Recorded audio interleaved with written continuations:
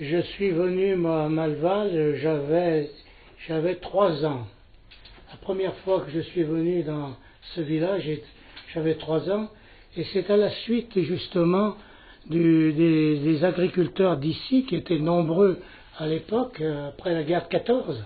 Mais après la guerre de 14, bien entendu, il y avait beaucoup moins d'hommes qui étaient restés donc à la guerre, et à partir des années 30, disons 28-30, les hommes ont commencé, les familles ont commencé à descendre en plaine pour, disons, gérer par bail les propriétés qui étaient en place, le noyer, la polyculture, etc.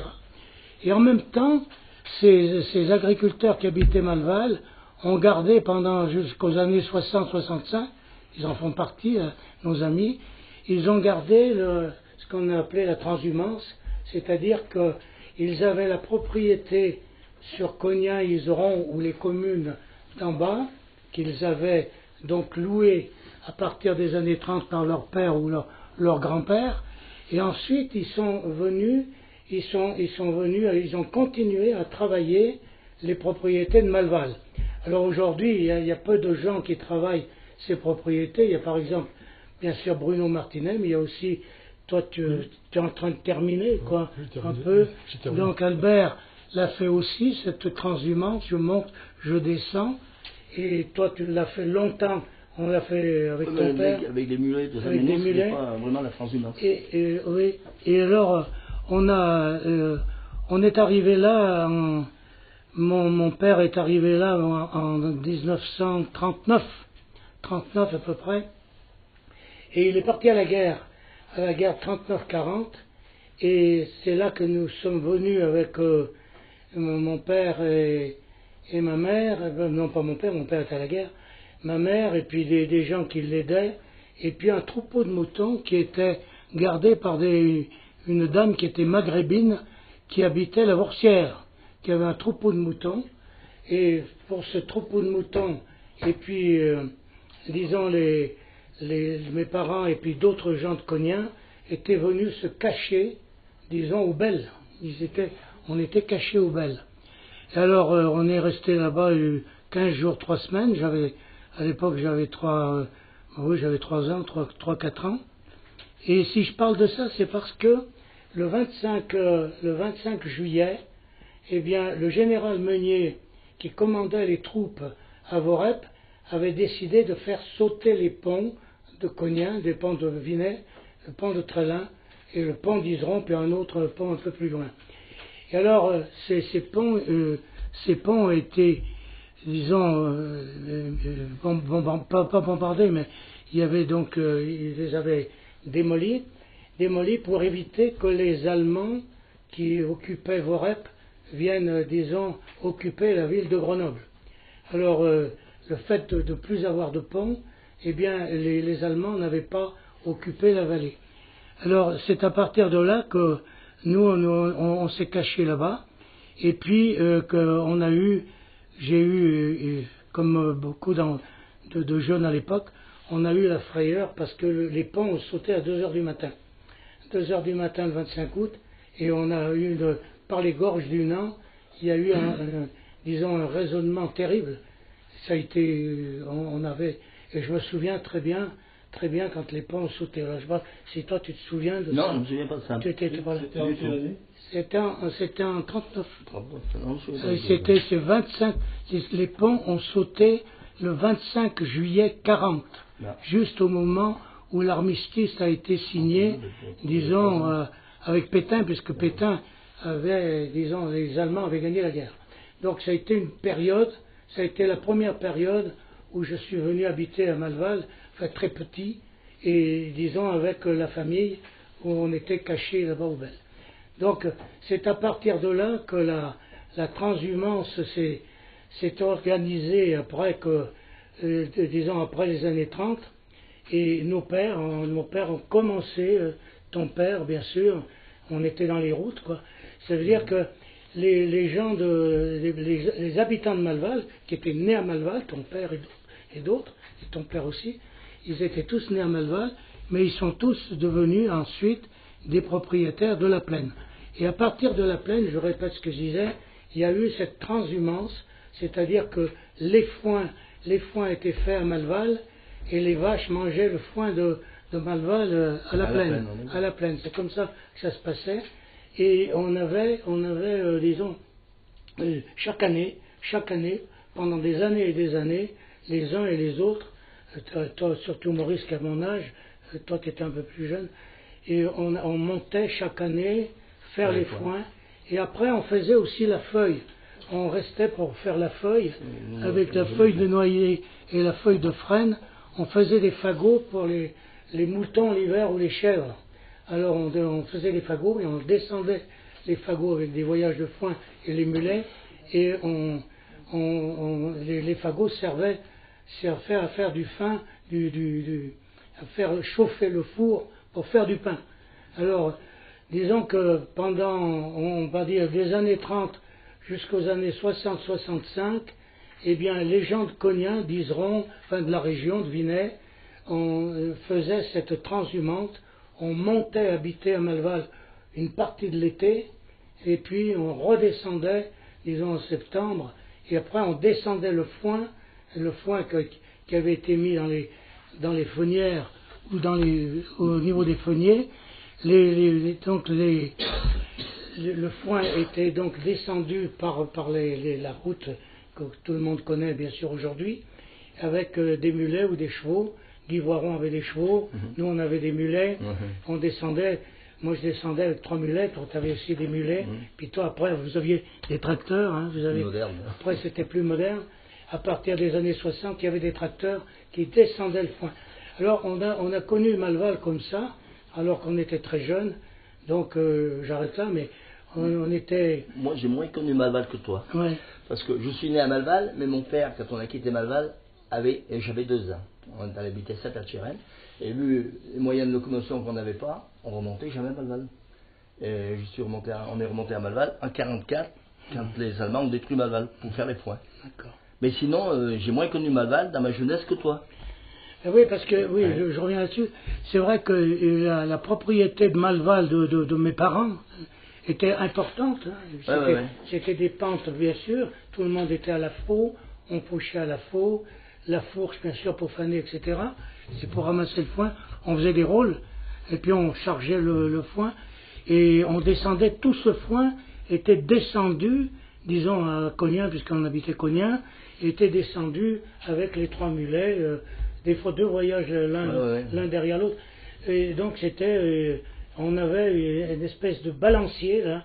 On montait à Malval, on descendait. C'était souvent le vendredi. La transhumance. Voilà, la transhumance. La route était la même que maintenant? Oui, non goudronnée. Elle était non goudronnée. Il n'y avait pas de lumière non plus, Malval. Il n'y avait pas de lumière. On s'éclairait à lampe à carburant. Elle a été c'est un chemin... Elle a été goudronnée sur la partie haute d'abord, et puis après, du moulin jusqu'à Cognac, elle n'était pas goudronnée. Mais elle était très, très bien faite cette route. Hein. Ça faisait une poussière blanche. Une poussière blanche là, qui nous accompagnait quand on transportait nos... Alors, ce qu'il faut bien savoir, c'est que quand je parle un peu de... Ben oui, je parle de mes parents, mais c'est pas mes parents, c'est pas que mes parents. C'était tous les gens de la région qui montaient, qui descendaient. Des fois, on se suivait, 3 ou 4, hein. On se suivait, et nous, les gamins, on dormait dans la charrette. Il y avait une botte de paille, et on dormait dans la charrette, et on montait avec. Alors, c'était comme ça. Et alors, on avait, par la route de Malval de Cognac à Malval, il y avait toujours quelqu'un qui circulait. Et alors, dans les périodes de foin ou de bois, on avait des gens qui montaient, qui descendaient, on se croisait, on discutait, enfin bon.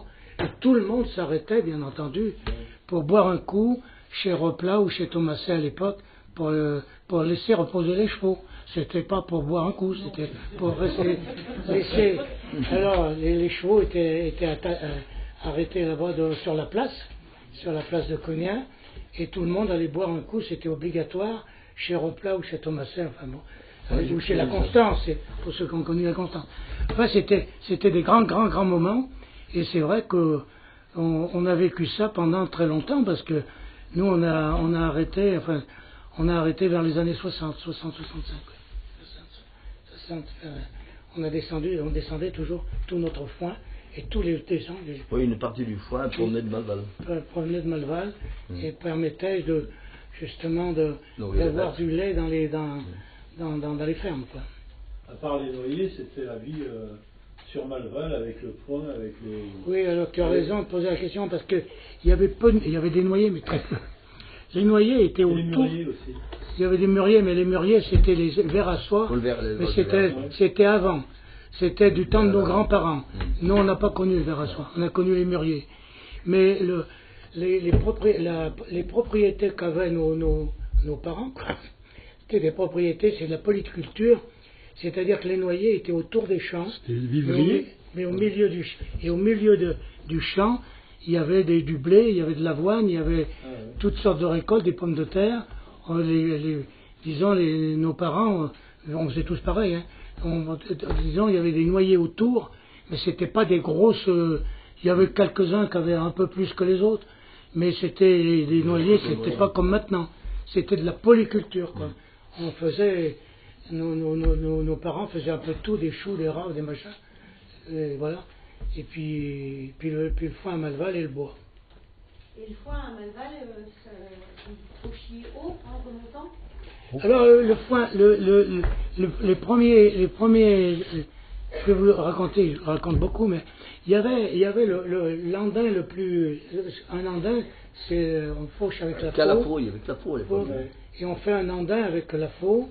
Et puis après, on fane l'andin. Alors, l'andin qui a été le plus long, c'était l'andin qui partait de presque la lunette, mais plus à droite, au pied du rocher, parce qu'il y avait des prairies partout. Oui.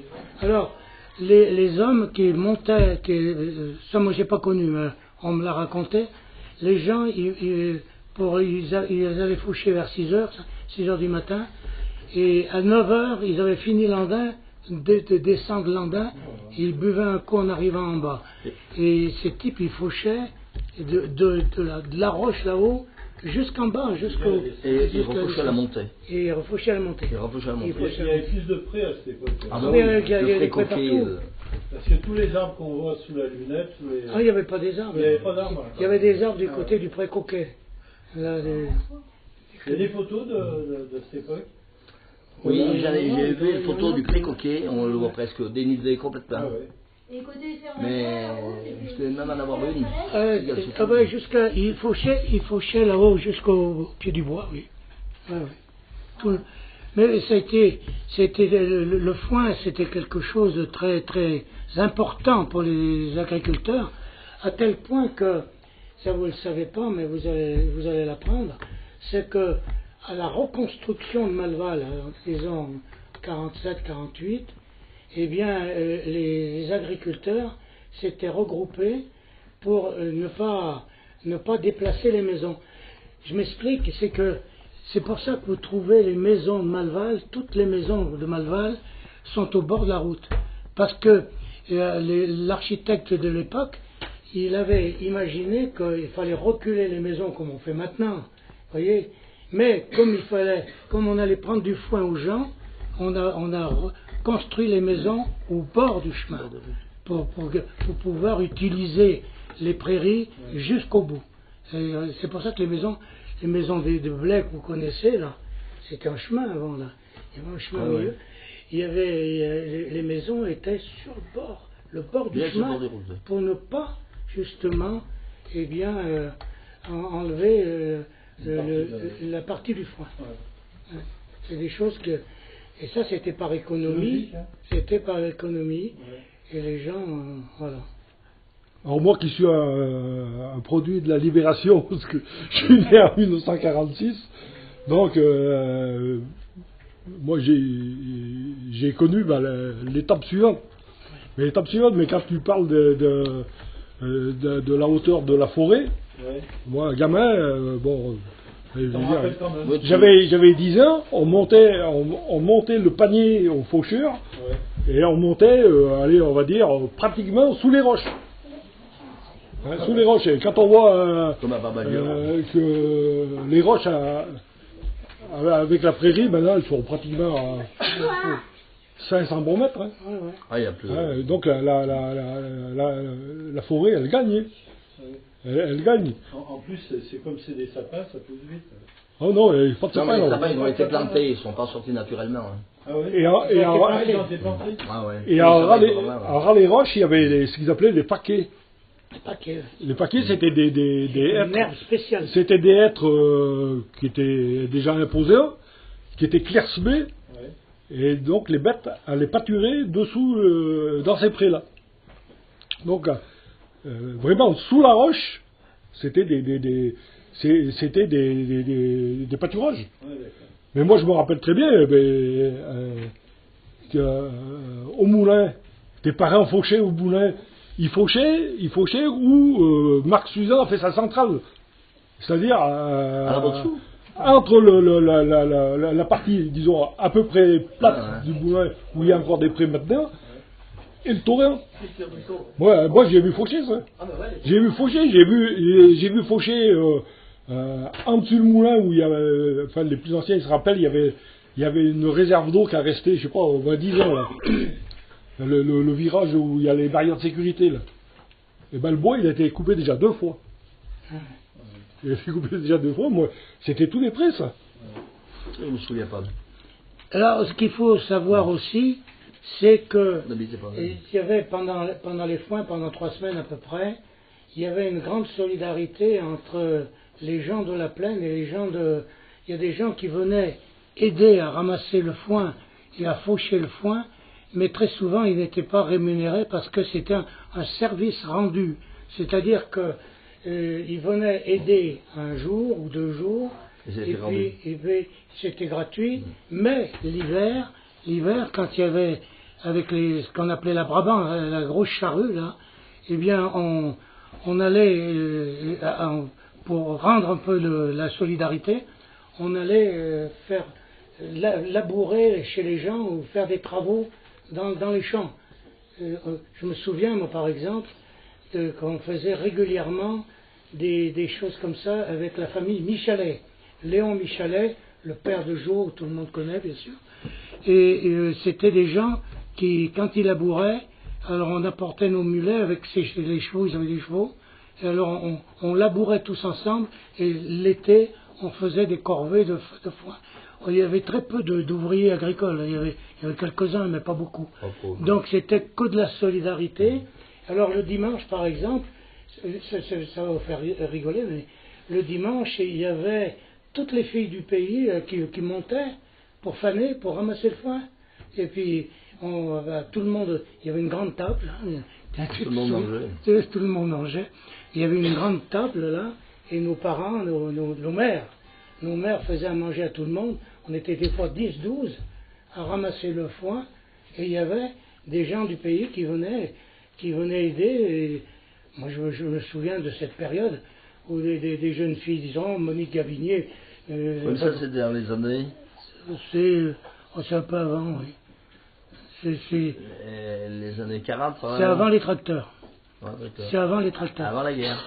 Non. Ah non.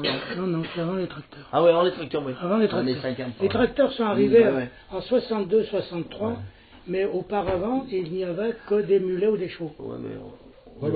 nous, on avait un Ferguson gris, je me rappelle. Dans quelle année Et ce tracteur, il a été acheté avec des bons de la guerre. Comment que ça marchait, j'en sais rien. Et ce tracteur, il avait été, mon père l'avait acheté avec André Boucher. On avait la maison en commun, et donc le tracteur était à moitié. En fait, c'était pour éviter les corvées de mulets ou de chevaux.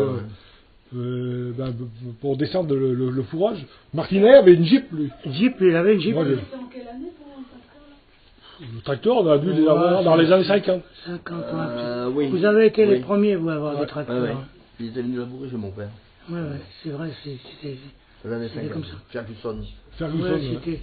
Parce que ton père avait acheté un Renault après. Oui, mais bien plus tard. Et à l'époque, les Ferguson, ils avaient vachement d'avance sur les autres parce que les autres n'avaient pas de relevage. Il y avait une grande barre où on tirait pour relever l'outil derrière. On appelait le petit gris. Le petit gris, c'est ça là. C'est celui-là. Le petit gris, ouais. Il y a eu le petit gris essence, c'était des essences à l'époque. Et après, il y a eu les diesels. Ils ont vraiment évolué par rapport à maintenant. Hein. Oui, mais... Maintenant, ils font le triple de la grosseur par rapport aux petits tracteurs qu'il y avait à l'époque. Il y en avait un qui était décalé par rapport à... c'est pas le Ferguson. Ah non. Non, il y avait le Farmal qui avait des roues devant. Puis le volant il était à côté. Le volant était sur le côté. C'est un Farmal. Un Farmal, ouais. Ils sont arrivés en même temps les motofaucheuses. Ah, ça, c'était une découverte. Alors, il y avait quand même un problème là. Je dis ça pour rire, parce qu'il faut bien qu'on rie un peu. Parce que, si vous voulez, toute la période où il y avait des animaux, des mulets ou des chevaux, ou des gens qui travaillaient à la main, il y avait du monde et il y avait une ambiance. Les gens rigolaient, on s'amusait, on mangeait la tome fraîche l'après-midi dans les champs, tu te souviens? Oui, il y avait le casque, on mangeait 6 fois. Hein. Alors il y avait la tome fraîche l'après-midi, et nous les gamins on montait la tome fraîche, enfin, puis un baricot de vin, et alors tout le monde s'asseyait, on était en rond, et puis ça rigolait, et puis pour le foin c'est pareil. Et quand est arrivé le matériel, et heureusement que mon frère n'est pas là, parce qu'il est arrivé longtemps après moi, parce qu'il était plus jeune, il est arrivé avec les mécaniques. Et à partir du moment où il y avait les motofaucheuses et les tracteurs, personne montait, parce que les machines remplaçaient l'homme. Donc on ne se marrait plus. Et c'était... Nous, on a toujours rigolé. On se marrait comme pas possible. On dormait tous ensemble parce qu'on n'avait pas de maison, parce qu'ils avaient brûlé. Alors on était dans des cabanes, et alors on était tous allongés dedans. Là, on était 5-6, ça se marrait, quoi. Ça rigolait beaucoup. Il y avait une ambiance et qui a été cassée lorsque la machine est arrivée. La machine, les motofaucheuses sont arrivés et ils étaient plus que 2 ou 3 dans le pré et ça se rigolait plus, quoi. Il y a moins de dialogue que il n'y avait pas de discussion. Surtout les filles ne montaient plus, quoi. Et les filles, tu as raison. Non, et toi tu as raison. Non, mais c'est vrai, les filles, René Boussan, tout ça, je ne donne pas des noms, mais ces filles montaient le dimanche pour faner, elles aidaient, elles cassaient la croûte. Mais nous, on a connu ça. On a connu ça. Oh là là. Mais elles ont été vite remplacées par les filles des colonies après. Pourquoi les colonies, c'était à la même époque? Ah non, les colonies, c'est... Bon, je sais pas, bon, les colonies, c'était dans les années 55, quoi. Ouais, 55-60. Donc ça, oui. Ah ben, le village était plein, archi plein. Je ne sais pas de colonies. Puisque tu parles des filles qui étaient ici, en colonie de vacances, et j'avais aidé à couper du foin à la famille Vernin d'Iseron, si vous connaissez. Ouais. Vernin, Roger. Alors, Roger, il aimait bien les filles, et puis moi, j'aimais pas, mais j'y allais quand même.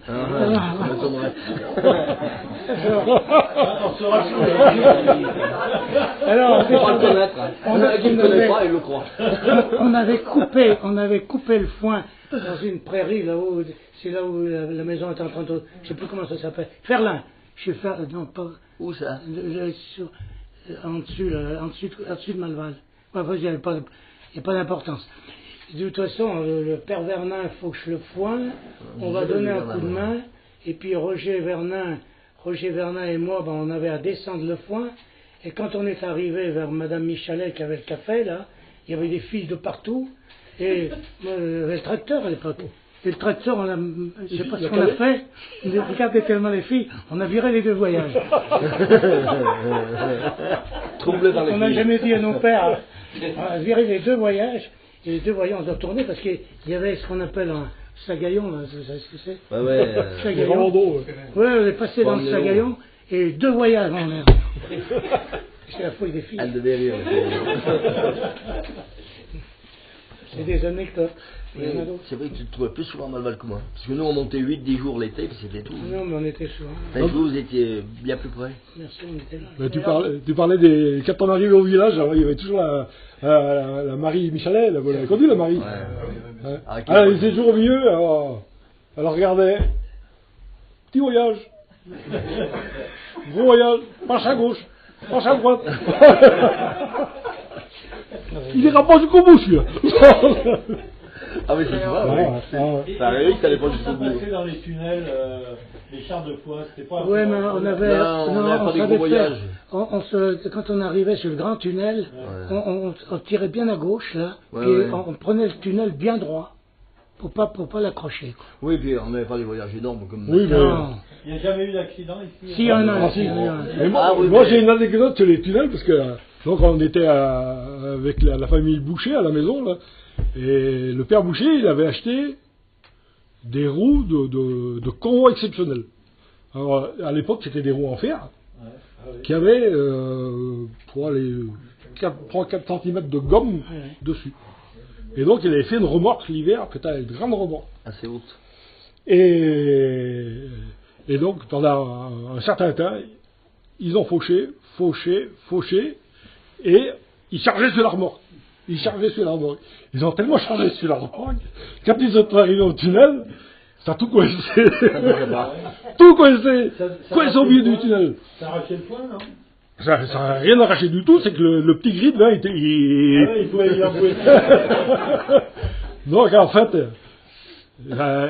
à quatre pattes, ils ont réussi à passer sous le voyage, à enlever les billes, à enlever les cordes, et ils ont tiré du foin à la main, parce qu'il n'y avait pas de fourche, il n'y avait rien. Ils ont tiré du foin pendant peut-être 2-3 heures pour pouvoir passer.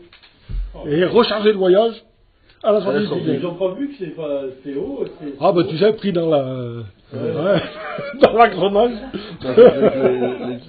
Non, parce que les voyages étaient larges, hein. Parce que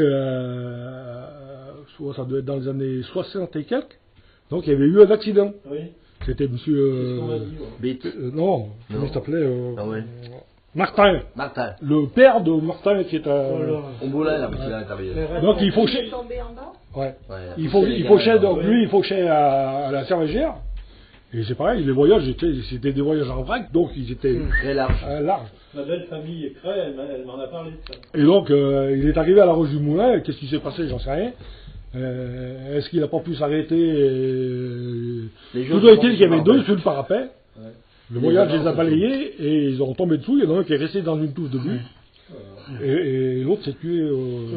Et après, c'était la crise après parce que les gendarmes étaient au pied de la route avec le mètre et ils mesuraient les voyages. Ah oui. Il fallait pas dépasser 2,50 m. Hop, pétard. Ça avait... 2,50 m, c'est pas énorme. Ah, c'est pas large. Bon, il est passé quand même, mais disons que c'était l'angoisse toutes les fois qu'on descendait au voyage. Le Martin, il était un peu excité sur le bord. Oui, mais il avait fait de la prison. Hein. Ouais. Il y a eu 3 accidents, c'est vrai, il y a eu peu d'accidents, il y a eu des accidents bien sûr, un peu comme ça, mais il y a eu 3 accidents graves. Il y a eu, il y a très longtemps, il y a une camionnette qui avait chargé de bois, qui avait tourné dans les Issards. Les Issards, c'est au-dessus sud de Lardin, là. Ouais, dans les prairies. Ça avait tourné. C'était un monsieur de Cognin qui est... Combe. Combe. Ouais. Combe. Ouais. C'était le frère Martial. Le frère à Martial Combe. Oui, lui donc, il était mort, le camion avait tourné et monsieur Combe était mort.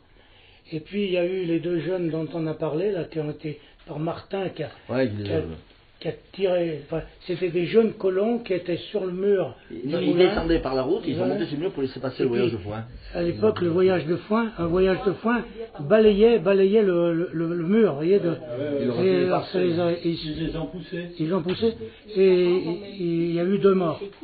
Et puis il y a eu un autre accident, mais c'est beaucoup plus grave, c'est pas moins grave si vous voulez. Il y a plus longtemps, c'est les mulets de monsieur Lattard qui avaient viré le voyage vers les tunnels, un peu plus haut que les tunnels. Le voyage a basculé, les mulets sont tournés dans le vide et les mulets sont morts. Les hommes, il n'y a pas eu de mais les mulets ont été. Mais autrement, il n'y a pas eu d'accident autre. Il y a eu des accidents. Hein. Il n'y a pas eu de... Mais là, c'était des... Donc vous étiez tous... Vous habitiez en plaine, alors. Et à Malval, il y avait qui habitait à l'année? Ah, bah c'est... plus grand monde. Et déjà plus beaucoup... Donc après la guerre, il y avait pratiquement plus personne. Mon père est venu à l'école à Malval. En 1910, ils étaient 40-45 élèves à Malval. La moitié descendait des Coulmes.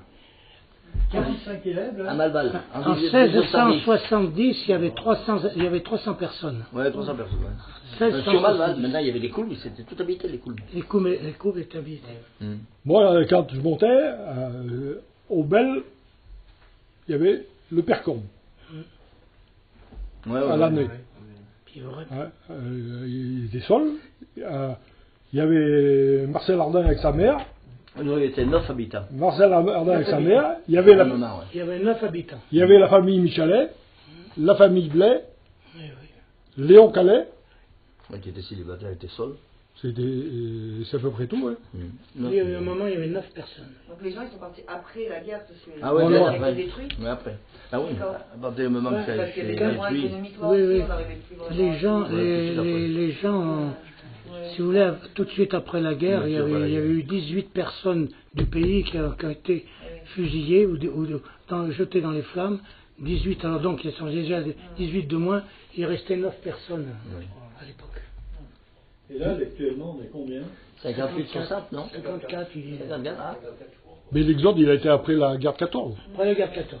L'exode, ça a été après la guerre de 14. Ouais, c'était les années 30. Beaucoup d'hommes ont disparu, là. Je ne sais pas s'il y en a qui se rappellent du père Penin. Le père Penin, Gabi. Le Gabi Penin, il montait, alors, et, il nous expliquait. Son père, il nous disait, il avait 100 bêtes à cornes. Ah oui. Et il faisait 100 balles de blé. À Tarentin. Donc, cool. À cool, à Tarentin. Moi, je me rappelle avoir fait la batteuse à Malval. Donc, il y avait de l'avoine, il y avait du blé. Il cultivait il faisait des pommes de terre. Il y avait du sarrasin aussi. Mais donc la batteuse, je me rappelle, la batteuse c'était une batteuse qui était trop pas plus large que ça. Pas plus large que ça, comme une scie circulaire de maintenant là, avec un rotor. Donc ils emmanchaient les gerbes dedans, ça tombait dessous, et après on prenait à la pelle dans un vin. Quand on est à la manivelle où il y en a, après on a mis un moteur dessus, mais voilà, c'était archaïque quoi. Et les ouvriers des coulmes, c'est-à-dire les charbonniers, les charbonniers, c'est la première, ils ont commencé dans les années 20, ça va être là, oui. Moi j'ai pas connu ça. C'était surtout des Italiens qui étaient là. Mais j'entendais le père Blais qui parlait d'un gars qui avait fait une charbonnière au Pré-Coquet. Il dit, il prenait son tonneau de 110 litres de vin au village, là, sur les épaules, et il montait à la cime du Pré-Coquet. Ils étaient constants, les Coquets. Vous connaissez pas le passage de la lunette, là? Il y avait une échelle dans le terre. Les gens qui habitaient dans les coulmes venaient faire des fagots de buis à la contamine et les monter par l'échelle dans les coulmes pour mettre sous les vaches l'hiver. Oui, les premiers disons charbonniers, eh bien ça remonte après la guerre de 14. Après. Et donc le charbon était descendu avec des mulets. Les mulets se suivaient par les sentiers, se suivaient les uns derrière les autres, et les sacs de charbon allaient à la Saône pour chauffer les quoi? Les canons, il y avait les canons.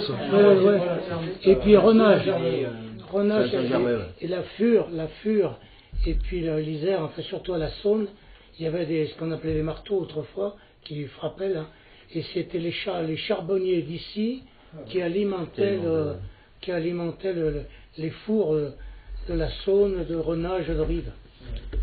Quand on retrouve ça, c'est une tradition terrible. Généralement, c'est les Italiens. Et les fermes qui sont en ruine, par exemple, sous Gontier, elles datent de quand? Il y en a une aussi, enfin il y en a un peu partout. Sous la maison Martinet, là. Sous la maison Martinet. Alors, il y a, je crois, je ne sais pas si on pourrait faire des photocopies parce que on a, pour répondre à ta question, on a toute l'histoire des coulmes. Il y a très peu qui l'ont. Moi je l'aime, mais on peut faire des photocopies sur les maisons qui existaient, disons, à partir du Pré-Coquet, mais sur la partie ouest, c'est-à-dire que les gens habitaient, disons, en allant en direction de Presles. Ils habitaient. Du côté de Nord, il n'y a jamais eu d'habitation. Mais toutes ces ruines qui ont existé et qu'on retrouve aujourd'hui, elles sont dans un livre que je possède et qui explique comment les gens vivaient. C'est dans le champ des chamois, il y en a une aussi. Oui, oui, il y en a plusieurs. Oui. Ils étaient nombreux. Hein. Ils ont été abandonnés quand Après la première. Les Rochas. Les Rochas, ils auraient vécu là-haut. Les Rochas, ils habitaient en dessous Martinet par là. Ouais. Rochas, moi j'ai toujours entendu dire une anecdote. Mon père, donc il était né en 1902. Et donc le père Rochat était parti à la guerre. Et quand Louis Rochat, dit Trois Quintaux, est né, il a fait revenir son père de la guerre. C'est-à-dire ça doit être le 3e ou 4e enfant. Donc le père Rochat est à la guerre, donc ça se situe aux alentours de 12, 13, par là dans ce laps de temps.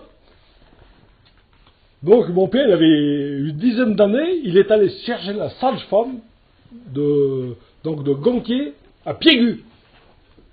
Donc les dames, il ne fallait pas qu'elles soient pressées. Il ne fallait pas qu'elles soient pressées. Et donc il avait fait un détour de 2 km parce qu'il y avait un chien qui mordait sur le passage.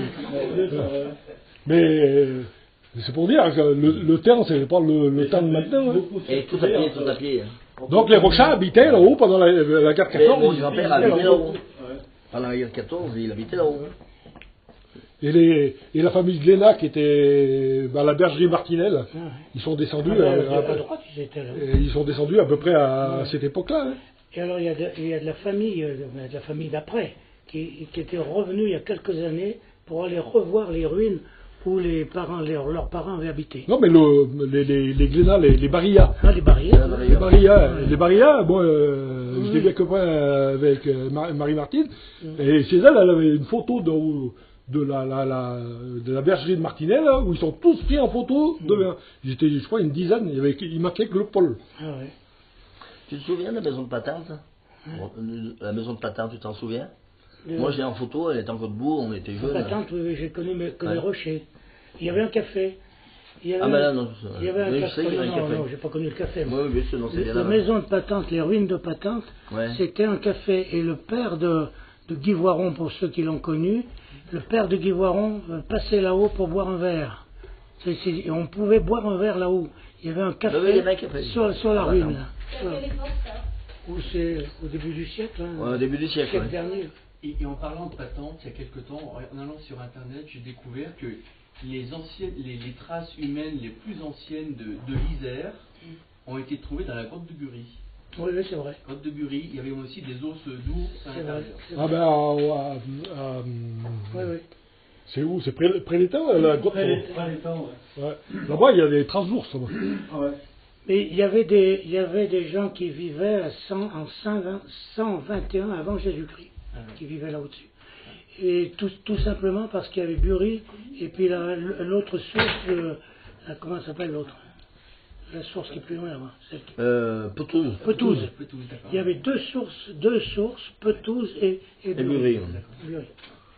L'ours, moi j'ai toujours entendu dire que donc le père Garcin, c'était donc l'ancien propriétaire de la maison là-haut. Donc Bianchi m'a dit que les dates qui étaient dessus sont bonnes. Donc il était né en 1841, cette personne-là. Et donc il avait sa copine était à Rancurel. Et donc il allait la voir à cheval. Et le cheval s'était cabré. Donc il avait senti l'ours. Donc à cette époque, il y en avait. Les loups, ils ont disparu dans les années 1900, le loup. Il y a des anecdotes sur les loups, non? Ouais, mon grand-père. Je sais plus de rien. Mon grand-père, quand il est né à Gontier, là-haut, et il a eu des jumeaux. Et la femme est décédée quelques jours après, suite de l'accouchement. Et mon grand-père, tout seul avec ses deux gamins, il a descendu ses gamins au village. Chez des gens qu'il connaissait certainement. Et il y avait énormément de neige, et puis avec deux gamins sur les bras, et il n'arrivait pas à sortir de la neige, il en a laissé un au pied d'un arbre. Et ils étaient suivis par un loup. Ah oui. Alors il a descendu le gamin, il est remonté chercher l'autre, puis il pensait pas le retrouver. Et bien il l'a retrouvé, mais ils n'ont jamais su lequel est-ce qui avait subi, qu'on avait abandonné au pied de l'arbre, momentanément bien sûr. Lequel c'était, si c'était l'Auguste ou Ulysse. C'était Auguste et Ulysse. Donc Auguste c'était mon grand-père. Et voilà, l'ours, le loup l'avait pas attaqué le gamin. Et oui, on dit que l'ours n'attaque pas trop l'homme, quand même. Hein. Le loup, ouais. Le loup, ouais. Bah, le loup, il a déjà peur de l'homme. Hein. Ouais. Naturel, comme ça. Mais un gamin comme ça, c'est vrai. Ah bah, il avait peut-être pas faim aussi. Ouais, il est mort. Mais il y a peut-être moins de gibier que maintenant. Ouais, mais Le loup, il s'est tellement attaqué. Oui, il avait abandonné un gamin en cours de route, il faisait très froid et tout. Puis il les attrape pas. Il n'a pas eu le crabaillon. Il était affamé. Le loup était affamé. Ah, Robert. Oui. Son père, il disait après, en patois, il n'a pas eu le crabaillon. Oui, il faut savoir.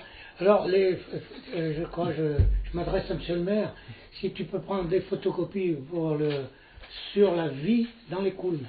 C'est très intéressant. Ah oui. Et notamment, il y a l'histoire des maraudeurs de terre. Alors, les maraudeurs de terre, c'était des gens qui étaient très malheureux, qui vivaient dans des ruines sur donc le secteur de Pré-Coquet et plus, jusque là-bas. Et les maraudeurs de terre, c'est les gens qui essayaient de planter des choses sur des terres qui ne leur appartenaient pas. Alors, c'était des terres qui appartenaient on ne sait pas trop à qui. Alors, ils volaient la terre, ils la rangeaient, et on les appelait des maraudeurs de terre. Maraudeurs de terre. Ils plantaient, ils faisaient de la plantation. En dos, ils avaient des gardes qui les surveillaient. Et c'est très intéressant à lire. Et alors, il y a tout l'immobilier de l'époque. Tu as tous ces documents. J'ai ça. Vraiment fait des photocopies. Comment? C'est des gens qui arrivaient d'où? Qui étaient nés là-haut. Voret, par exemple, qui habitait, il était né là-haut. Il y a des gens, les garçons ils étaient nés dans les coulmes. Ah ouais. Alors, on a l'immobilier où ils vivaient, il y a enfin les champs qu'ils avaient ou qu'ils n'avaient pas. On a toute l'explication de ces gens qui ont vécu là-haut. Et il y avait notamment des gens qui n'avaient rien et qui volaient volaient de la terre. Ils volaient de la terre. Ouais. C'est pas des dominants, des copains. Et tu sais d'où vient la définition des brûleurs de loups? Ben, c'est parce qu'ils Ils avaient brûlé les forêts pour éliminer les loups, non? Mais moi, on m'a donné d'autres versions. Je connais un gars qui a lu un livre sur les années 1700. Il y avait énormément de loups dans les coulmes. Et les coulmes n'étaient pas boisées comme actuellement. Il y avait énormément de gens qui y habitaient. Et bien sûr, il y avait le loup. Alors, ils faisaient des tranchées, quand ils pouvaient, des tranchées étroites, assez profondes, le plus profond possible. Et ils jetaient, quand une vache faisait le veau, la délivrance, ou une bête qui courait. Le loup descendait dedans pour manger ces trucs-là. Et il ne pouvait pas ressortir. Et il les faisait brûler. Ouais. Et voilà, il paraît que la définition de brûleur de loup viendrait de là. Ça vient de l'équipe de hockey sur glace, non? Non, mais... Est-ce que ça vient de ça, non? Ah oui, c'est possible. Mais oui, les brûleurs de loup, là. Ouais. Je sais pas. Attendez. Mais c'est vrai que toute la forêt domaniale des coulmes n'est pas terriblement vieille. Non, elle n'est pas vieille. Parce que c'est Gabitna, justement, lui, il nous disait toujours que son père, ils avaient plus ou moins... au début, ils avaient vendu quelques parcelles, et puis après, l'État faisait fortement pression pour acheter le reste. Et donc, il avait fini par vendre, et il continuait à faucher, et les gardes forestiers lui disaient, tu vas bien finir en prison. Mais donc ça remonte dans les années 1860, un truc comme ça. Hein. Ils ont ouvert la route avec les tunnels, sur les tunnels, en quelle année? En 1800, alors le premier tronçon... Tu dois l'avoir. Je l'aime. Le maire, c'était un verre la route de Malval, entre Cognac et Malval, le premier tronçon de Cognac... C'était un verre et picot. Ah oui. Le premier tronçon de Cognac au Moulin s'est fait en 1882 et 1885. Et elle a coûté 100 000 francs. Et le deuxième tronçon du Moulin au village de Malval, ils disent pas l'année qu'elle a été faite, mais elle a coûté 28 000 francs. Mais entre 1882 et 1885, le premier tronçon de Cognac au Moulin. Ça a été ouvert à la dynamite, les tunnels? Je pense, oui, parce qu'on parce qu'on a toujours entendu dire pour les maramites, c'est ça? qu'ils payaient les habitants de Malval à la longueur du trou de mine. Ils faisaient les trous de mine pendant l'hiver, parce que les trous de mine, il n'y avait pas des perforateurs à l'époque. Mais c'est comment Ils faisaient tourner une mèche à la main. Ah ouais, t'as jamais fait, hein? Non, non. Moi j'en ai fait des trous de mine. Pas vrai. Bah ouais, c'était des mèches. Enfin, c'était une mèche qui était longue. Il y en avait qui étaient certainement plus longues. Mais moi, je me rappelle on faisait des mèches on faisait des trous pour faire péter les pierres qu'on accrochait. Dans les chambres, ça. Et ben, c'était une mèche qui était plate. Ouais. Qui était plate. Alors, nous, gamins, on s'assoyait et on faisait tourner la mèche dans la main. Et le père a tapé à la masse dessus. Il n'y avait pas intérêt à faire n'importe quoi. Parce que, bon, au début, quand en général, les pierres, elles étaient rondes. Une fois que le trou, il commençait. Mais une fois que le trou, il commençait, ça va vite, hein. Ouais. Et des fois, ils tapaient à deux, hein, comme les gars qui ont un peu en force les pieux de cirque, là. Ils tapaient à deux et... C'est dingue, ça. Ah ouais. À la main. Ouais. Oh putain, ouais. J'avais le bac à casser. Oh bah nous, quand vous parlez de la route, on peut parler du sentier du Nant. Le sentier du Nant, il y a toute une histoire. C'est-à-dire que les gens de Malval qui descendaient à Cognin pour aller à la messe, parce qu'ils étaient très pieux à l'époque, peut-être encore, hein, mais disons qu'ils traversaient 8 fois le Nant. Le Nant, ouais. Et on descendait. Ça faisait beaucoup d'eau. Oui, mais ils descendaient 8 fois. Et alors, ils descendaient les gens, disons pour les gens qui mouraient, on les descendait par 8 fois. Ouais. Ils allaient donc, bien entendu, à la confession où faisaient les prières, et on remontait le cadavre. Et il n'y avait pas d'enterrement, parce qu'il n'y avait pas de cimetière. Alors, il y a des gens qui prêtaient des tombes à droite à gauche, et on sait qu'on a des gens qui sont enterrés dans des endroits bizarres. Ouais. Alors moi j'ai une anecdote sur ce sujet. Donc les gars, ils descendaient le mort. Ouais. Ils descendaient le mort à Cognin pour le faire bénir et tout ça. Ouais. Bon, il fallait bien qu'ils se renforcent un peu de la cerise. Ouais. Donc ils allaient boire un coup. et donc comme dans tous les groupes, ils buvaient un coup, alors ils discutaient, ils chantaient. Alors il y en a, ils chantaient. D'autres qui racontaient des monologues, comme ils disaient à l'époque, et ainsi de suite. Et donc, c'est toujours à peu près les mêmes qui chantent, ou c'est toujours les mêmes qui racontent la même histoire. Mais bon, et donc, un jour, il y a eu une morte, et donc c'était la femme de celui qui chantait, d'habitude. Alors bon, ils ont fait bénir le corps, ils sont allés au bistrot, et puis les copains disent allez bon Louis, tu nous en pousses une petite. Ah, je peux pas, la Germaine est morte. Ah, allez, tu nous en pousses une petite. Bon, allez, ben je vais chanter bien doucement.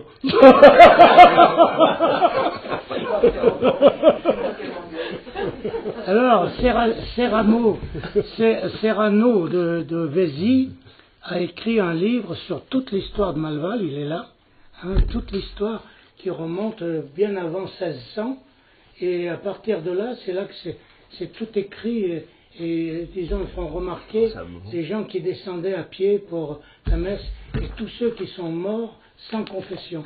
Parce que chaque fois que l'eau du Nant montait, ou que lorsqu'il y avait de la neige, eh bien les gens qui étaient ici, eh bien ils ne pouvaient pas bénéficier du curé de Cognin pour la confession, ou disons pour les devoirs de l'Église.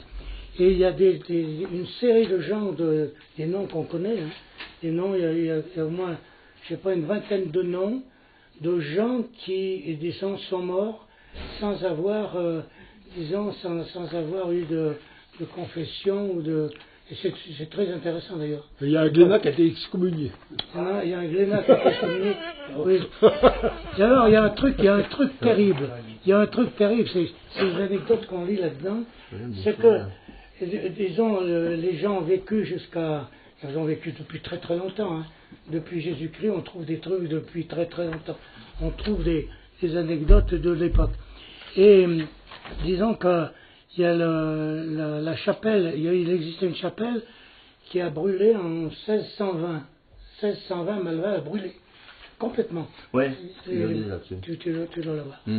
Donc a brûlé, alors après ils ont reconstruit quelque chose, Et puis comme il y avait des gens qui voulaient absolument avoir un prêtre à Malval, ils ont fait, disons, tout ce qu'ils ont pu pour...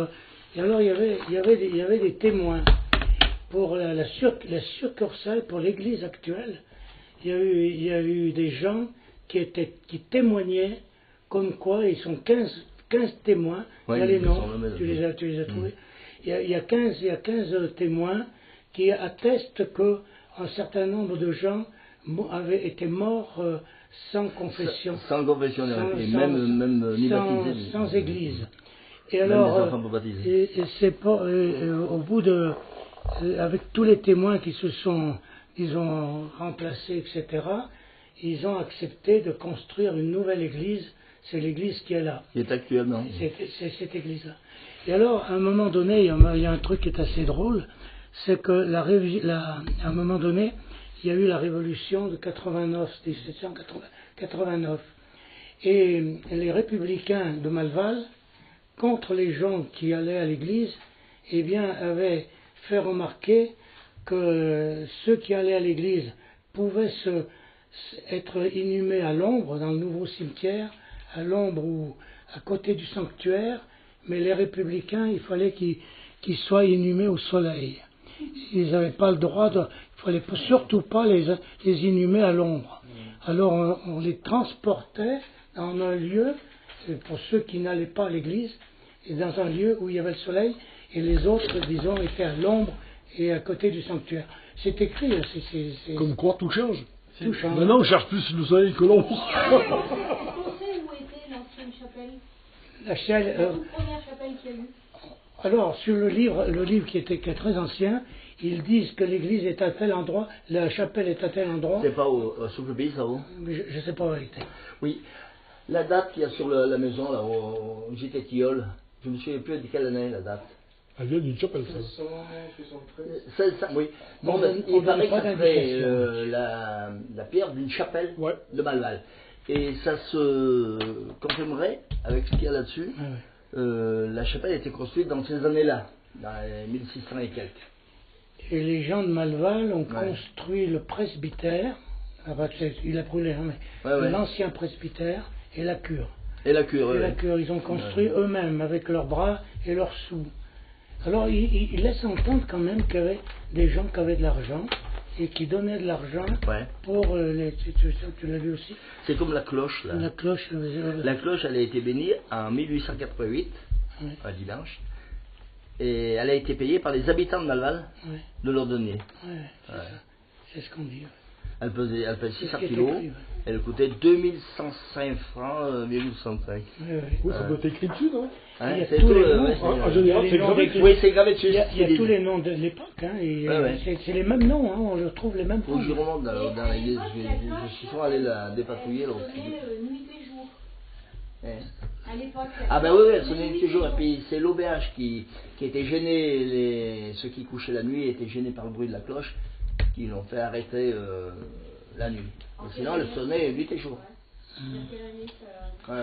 Ben oui, l'auberge est vraiment à côté. Et ceux qui venaient en vacances, on prend un peu. Ils l'ont arrêté.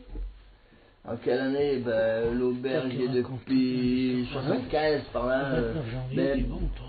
On a été arrêté en 1985, 1990, Même un peu avant, Même avant, il y avait les messieurs Reynaud, et ben eux, ils se payaient pas.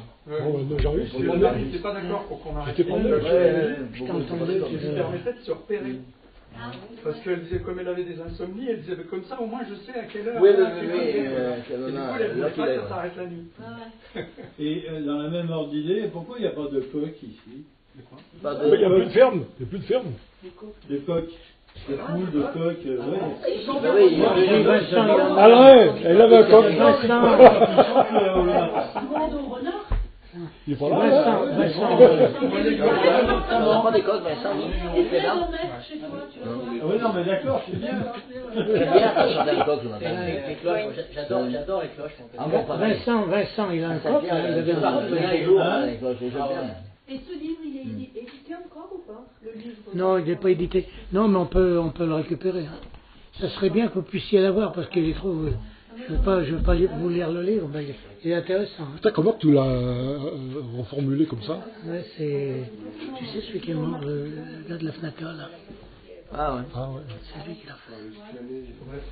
Oui, le livre là, je m'adresse au maire. Hein. Il faudrait que tu puisses le scanner, parce que il est très intéressant et en même temps c'est aussi l'histoire des Coulmes. On pourrait distribuer ça parce que c'est très intéressant de lire ça. Le budget de la commune, ça serait pas mal, ça. C'est pas un gros truc. Oui. Non, mais il y a des choses très intéressantes là-dessus. Et est-ce que cette histoire de mairies qui ont changé, il y avait Cognien, puis il y avait Malval et Cognien. Ça, c'est à cause des histoires de curés, là. Ouais. C'est surtout des histoires de curés. Ouais. Comme c'est le curé Planaise.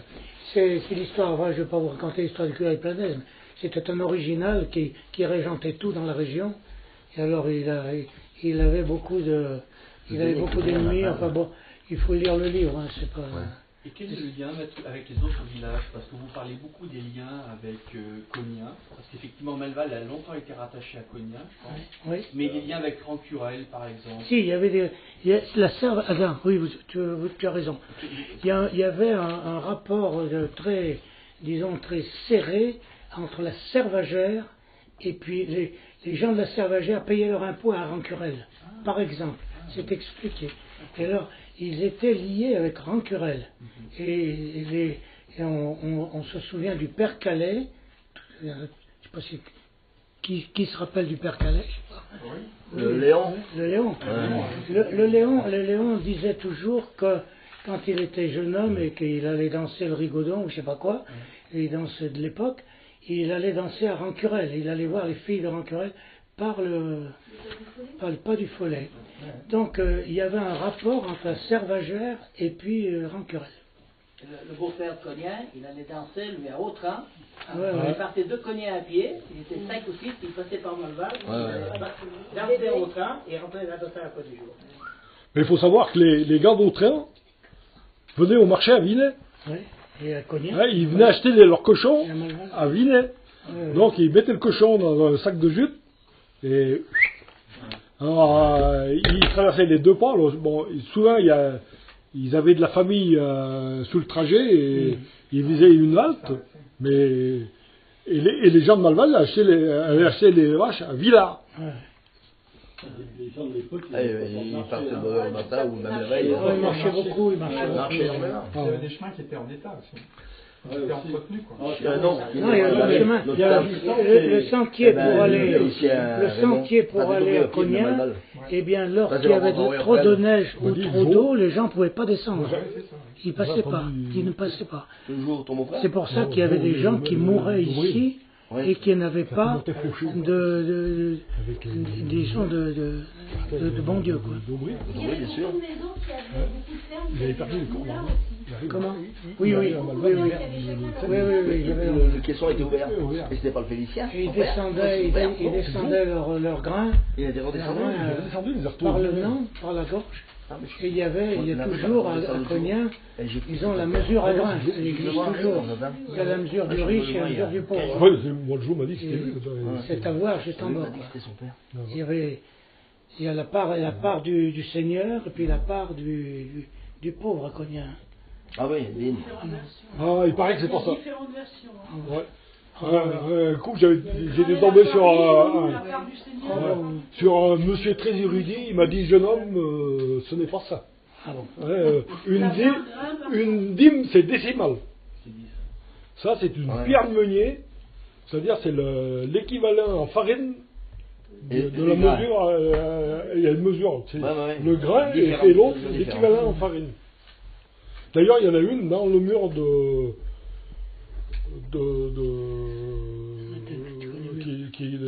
Bagy, là. Ah oui. Il y en a une elle se voit bien, elle va chez Alain Michelet. Ah ouais. Et oui. C'était des bons temps. Mais c'est vrai que, comme disait Robert, avant on riait. On riait de peu. Les gens sont tristes maintenant, mais. Il y avait beaucoup de convivialité. Parce que les demandés. Oui, voilà, ils ne demandaient pas à Malval, mais. On montait, on faisait des petits casse-croûtes, tout ça. Il y avait on se marrait. Ah bah ouais. C'est vrai qu'on était plus jeunes, mais on se marrait. Ah ouais. L'ambiance, il y avait une entente. Si on a le même âge, on a rigolé, nous. Ouais. On a Ah rigolé. mais c'est sûr. Quand Robert disait que les gens ils descendaient à cheval en balle, on est tout entendu dire, donc il y avait un café vers chez Audier, là. Il y avait un relais, là. Ouais, et donc c'était le Patienton, c'était Patienton qui fait Patienton, c'est l'ancien maire de Malval. C'est Rosa, c'est bon. Ouais, Rosa dit Patienton. Et il faut donc donner la parole au public. Il était descendu, puis bon, il en avait pris une bonne. Et donc la mule, elle connaissait le chemin, donc ils l'ont chargé dans la carriole et le mulet il est parti, et s'est arrêté à l'écurie. Sauf qu'il avait un voisin qui était un peu farceur. Il a repris la bride du mulet, il l'a remis dans le sens de la descente. Le mulet, il est redescendu, il s'est arrêté devant le bistrot. Et quand il s'est réveillé, merde, il était toujours à voir. Mais ça ne se fait plus, les anecdotes. C'est mon père qui était habité au Barbère. Combien de fois ce cheval il a rentré, il tombait dans le tombeau. Il y avait des farces et les gens étaient proches, beaucoup plus proches. Maintenant, c'est le téléphone portable, c'est la télévision, c'est le. Chacun il n'y a plus de dialogue, il n'y a plus de dialogue. Il n'y a plus de copains, il n'y a plus personne. À Cognac, il y en avait un qui était bon, c'était ton ex-beau-père. Alors, lui, il partait, il dormait dans le tombeau, les vaches. Les vaches allaient au champ toute seule et lui il dormait dans le tombeau. Et un jour sa femme le croise et puis il dormait. Alors elle lui dit bonjour Père Cré. Dans le réveil, bonjour ma. Oh, et puis il reconnaît sa femme, oh grande la courde. Mais c'est vrai que j'ai connu, bien sûr. J'ai connu aussi, moi. Il avait deux vaches à Tombreau, mais il allait au champ avec. Il ramenait des courges comme ça. Et le vin, on pressait le vin au pied. Dans la grosse cuve qui est devant chez Bernadette, là. On pressait le vin parce que. En parlant de courges, il y a une histoire formidable. C'était un monsieur qui allait au champ avec ses vaches comme ça sur le bord de la route. C'est une histoire vraie. Et il emmenait sa femme et il mettait sa femme dans le tombereau. On appelle ça le tombereau. Tu connais, non? Le p'tin? La p'tacine. Non, c'était Parpaillon. Parpaillon. Alors, et la femme, elle buvait beaucoup. Oui, c'est un tracteur. La femme buvait beaucoup. Et en revenant du champ, elle était complètement dans le tombereau, comme ça. Et il y avait le père Roux, qu'on appelait Parpaillon, c'était un surnom, je ne sais pas pourquoi on l'appelait comme ça, Parpaillon. Alors il y avait un véret qui s'appelait le Pollard, on l'appelait, une grosse voix comme ça. Alors il était au bord de la route, et puis il voyait revenir le Parpaillon avec la dame qui était complètement... Alors il disait, alors mon Parpaillon, t'as rien de te court. Il rentrait les courges. Et avant, il parlait beaucoup patois, par là. Ah ouais, il parlait patois. Ce patois, d'ailleurs. Patois dessus, oui. Mais c'est vrai que ça aussi, c'est des anecdotes parce que moi, je me rappelle ton père, quand il venait à la maison avec mon père, là, il racontait les bêtises qu'ils avaient fait quand ils étaient plus jeunes, et ils les racontaient en patois. Pour pas qu'on comprenne. Mais en fait, on le comprenait très bien. On savait pas le parler, mais on le comprenait très bien. Si, j'arrive à le parler, mais je l'ai estrompé un petit peu.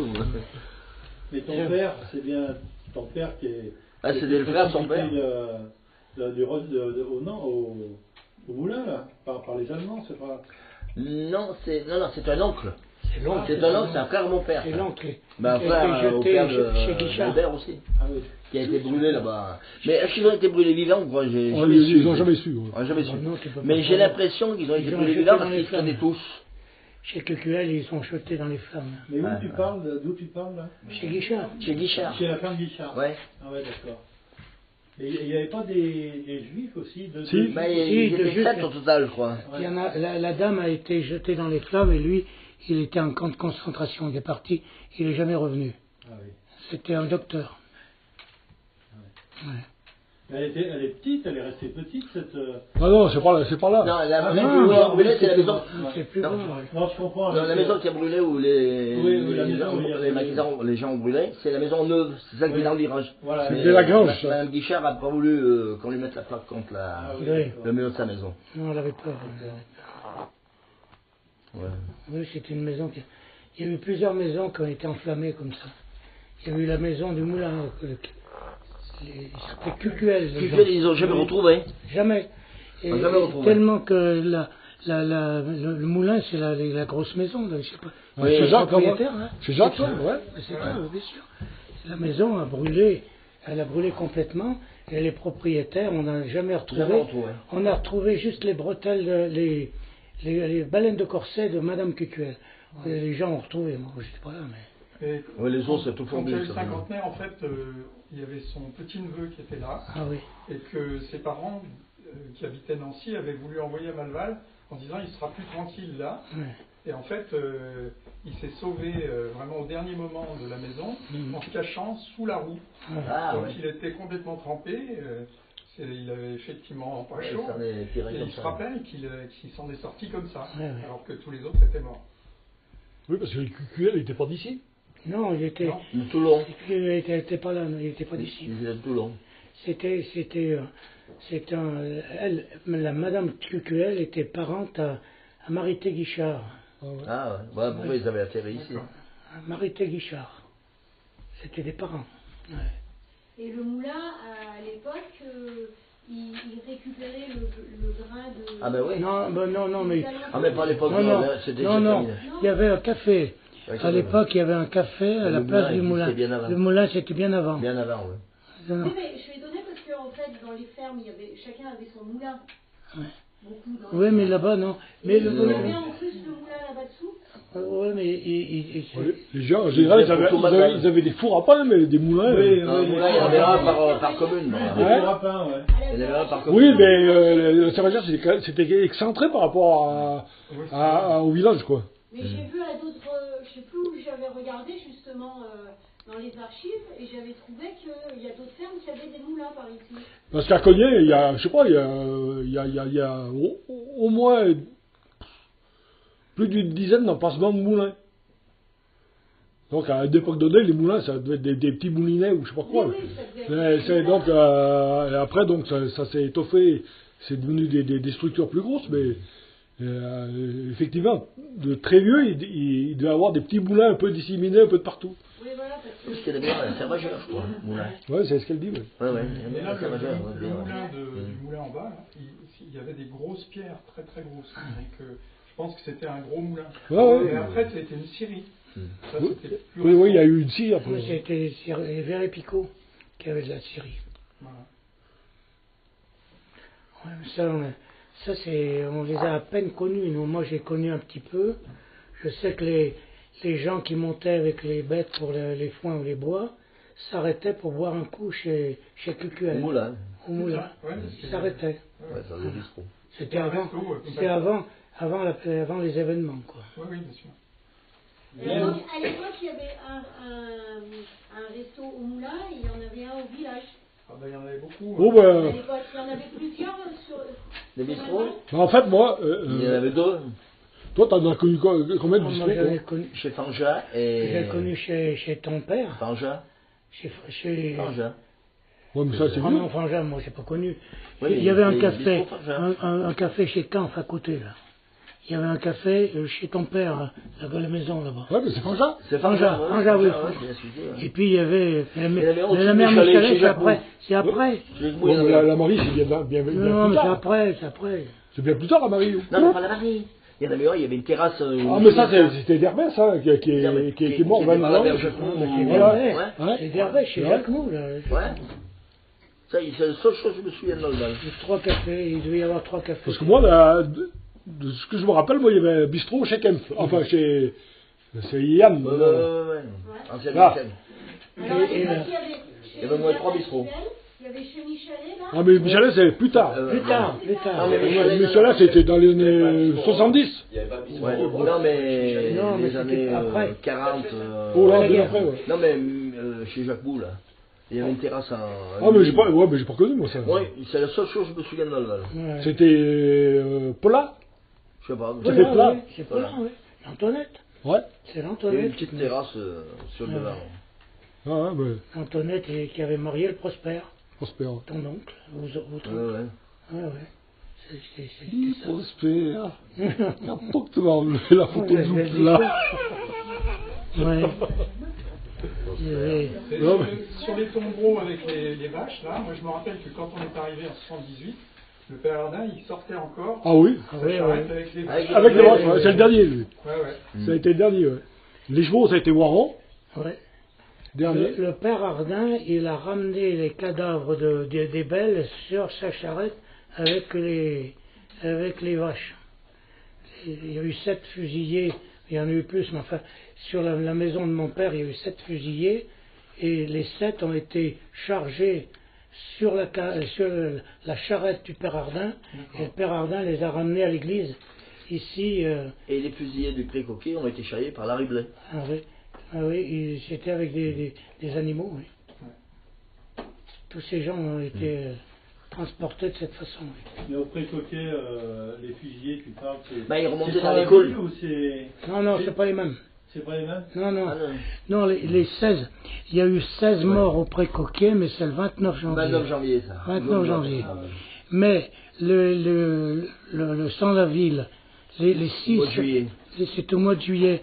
Parce que quand il y a eu, deux minutes là-dessus, il y avait le François, c'est un François, je sais pas comment il s'appelait, qui a appelé à la dislocation des troupes, disons, le 21 juillet à Saint-Martin-en-Vercors. Et les résistants sont descendus, disons, par Presles, Rancurel, Malval. Ils descendaient pour, disons, essayer de gagner l'Isère, la rive droite, et passer l'Isère, disons, par la barque.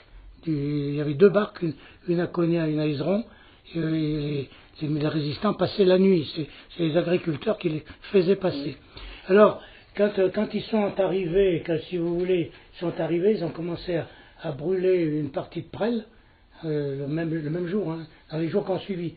Puis après, ils avaient faim et soif, ils avaient du mal à descendre de ce côté, et il y avait à hauteur des Pré-Coquets, de Presles, de Malval, il y avait, disons, des Waffen-SS, des SS, qui gardaient toutes les prairies tout le long. Tout le long. C'est-à-dire ils étaient en dessus ou sur non, ils étaient au-dessus. Sur les rochers. Sur tous les rochers, ils étaient. Ils étaient là et ils attendaient les résistants qui descendaient pour se ravitailler. Et après, ils avaient un double. Les pauvres résistants, ils avaient aussi, disons, un passage difficile parce que la 532 de Romans jusqu'à Grenoble, au moins jusqu'à Saint-Quentin-sur-Isère, était occupée par les Allemands. On était occupés, nous. On était occupés. Donc il y avait un double rideau. Mais les résistants ne savaient pas. Et c'est pour ça que quand ils sont arrivés dans le prairie du Père Véret, là-bas au Bel, eh bien, ils ont été tués tous les 6. Alors 4 d'abord sur la prairie du Père Véret, là-bas, chez mon père. Et puis après, Sans-la-Ville et son collègue ils sont remontés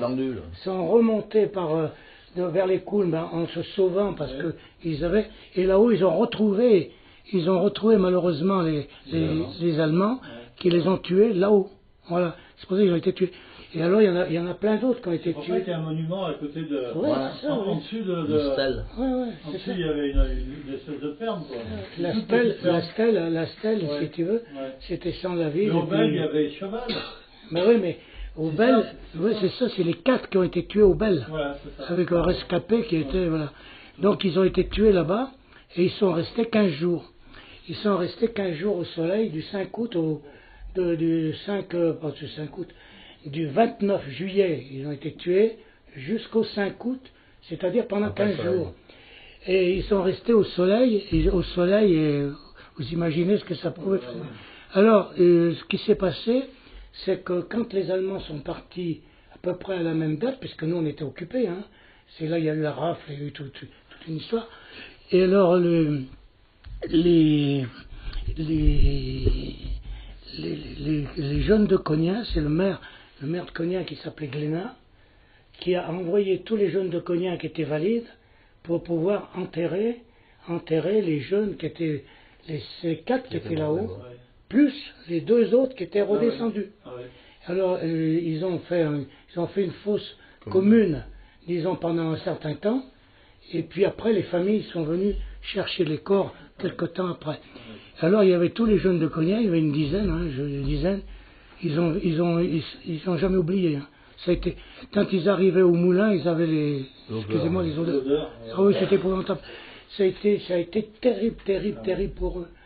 Donc ils ont donc enterré ces gens là-bas et ils sont restés au soleil pendant 15 jours. Ouais. Et ça, c'est au mois de juillet. Au mois de juillet. Ouais, au mois de janvier, c'était différent. Il y avait autre chose. Il y a eu l'attaque sur notre... Ah ben c'est la première attaque. C'est pas la même attaque. C'est pas la même attaque du tout. Au mois de juillet, c'est lorsque l'appel à dispersion s'est fait, parce qu'il y avait 3 à 4 000 résistants, mais il y avait 10 000 Allemands qui sont arrivés avec des planeurs, avec des avions sur Vassieux. Ils ont cru que c'était des résistants, en fait c'était des Allemands. Et les Allemands avaient ordre de tuer les gosses, ils ont tout tué. Hein. La chapelle, ils ont tué à peu près tous ceux qui étaient vivants. Mais à un moment donné, dans les années 60, au moment des Jeux Olympiques de Grenoble, il y avait encore des carcasses sur la plaine de Vassieux. Il y en a toujours des planeurs. Mais pas exposé, hein. Alors, oui, là, ils l'ont récupéré. Mais à un moment donné, j'ai vu les puisque tu parles de ça, donc il y avait ce double rideau, et les SS, c'est les Allemands qui occupaient la 532. Et la 532, à un moment donné, il y a eu la rafle de Cognac, il y a eu la rafle de Saint-Quentin jusqu'à Saint-Nazaire, où tous les hommes valides ont été raflés. Il y avait Thomas c'était avant. C'était le 29 janvier, Thomas. Non, c'était les gens qui étaient dans les fermes. Saint-Romain, tout le monde, Gaston-Côte et les autres. Ils étaient, et mon père a été raflé aussi, comme les autres, et ils les ont tous emmenés à Saint-Nazaire. Et à Saint-Nazaire, il y avait un triage. Un triage, voilà. C'est un mot comme ça, un triage. Et les gens qui étaient là, eh bien, ils ont d'abord tué les 19 des gendarmes qui étaient résistants à Beauvoir. Ils ont tué 19 résistants et gendarmes à Beauvoir. Et puis, ce même jour, le jour d'après, c'était 3 jours ça durait, à Saint-Nazaire, ils ont trié tous les gens qui étaient ou juifs, ou communistes, ou résistants, tous ceux qui avaient été dénoncés par les miliciens de Vinay d'ailleurs, ils avaient les noms, hein, et ils les ont tous tués là-bas, et il y avait du sang sur la place de Saint-Nazaire de partout, enfin c'était épouvantable. Ils ont tué une trentaine de personnes, et puis après, ceux qui sont restés, les plus jeunes, c'est ceux dont tu parles, il y avait les prisonniers, il y avait donc des déportés politiques, c'est ceux qui étaient résistants, puis il y avait les déportés du travail. C'était ceux qui n'étaient pas partis au Restéo, qui étaient restés dans leur famille. Et eux sont partis aussi. Mais ils sont partis travailler en Allemagne, dans les usines, et les autres étaient dans les camps de concentration. Donc cette journée de rafle, ça a été, moi je me rappelle, j'étais là avec ma mère, on a vu partir. C'est un robot passé à la route. C'est en partie où tu as écrit ton bouquin là. Oui, c'est ça. Ouais. Ça a été épouvantable. Alors tous les gens de Cognac ont pu revenir, parce que j'ai la photo ici. Il y avait un certain Papineski. Papineski, c'était un monsieur qui reconstruisait le pont de Cognac. Vous savez le pont de Cognac, vous connaissez.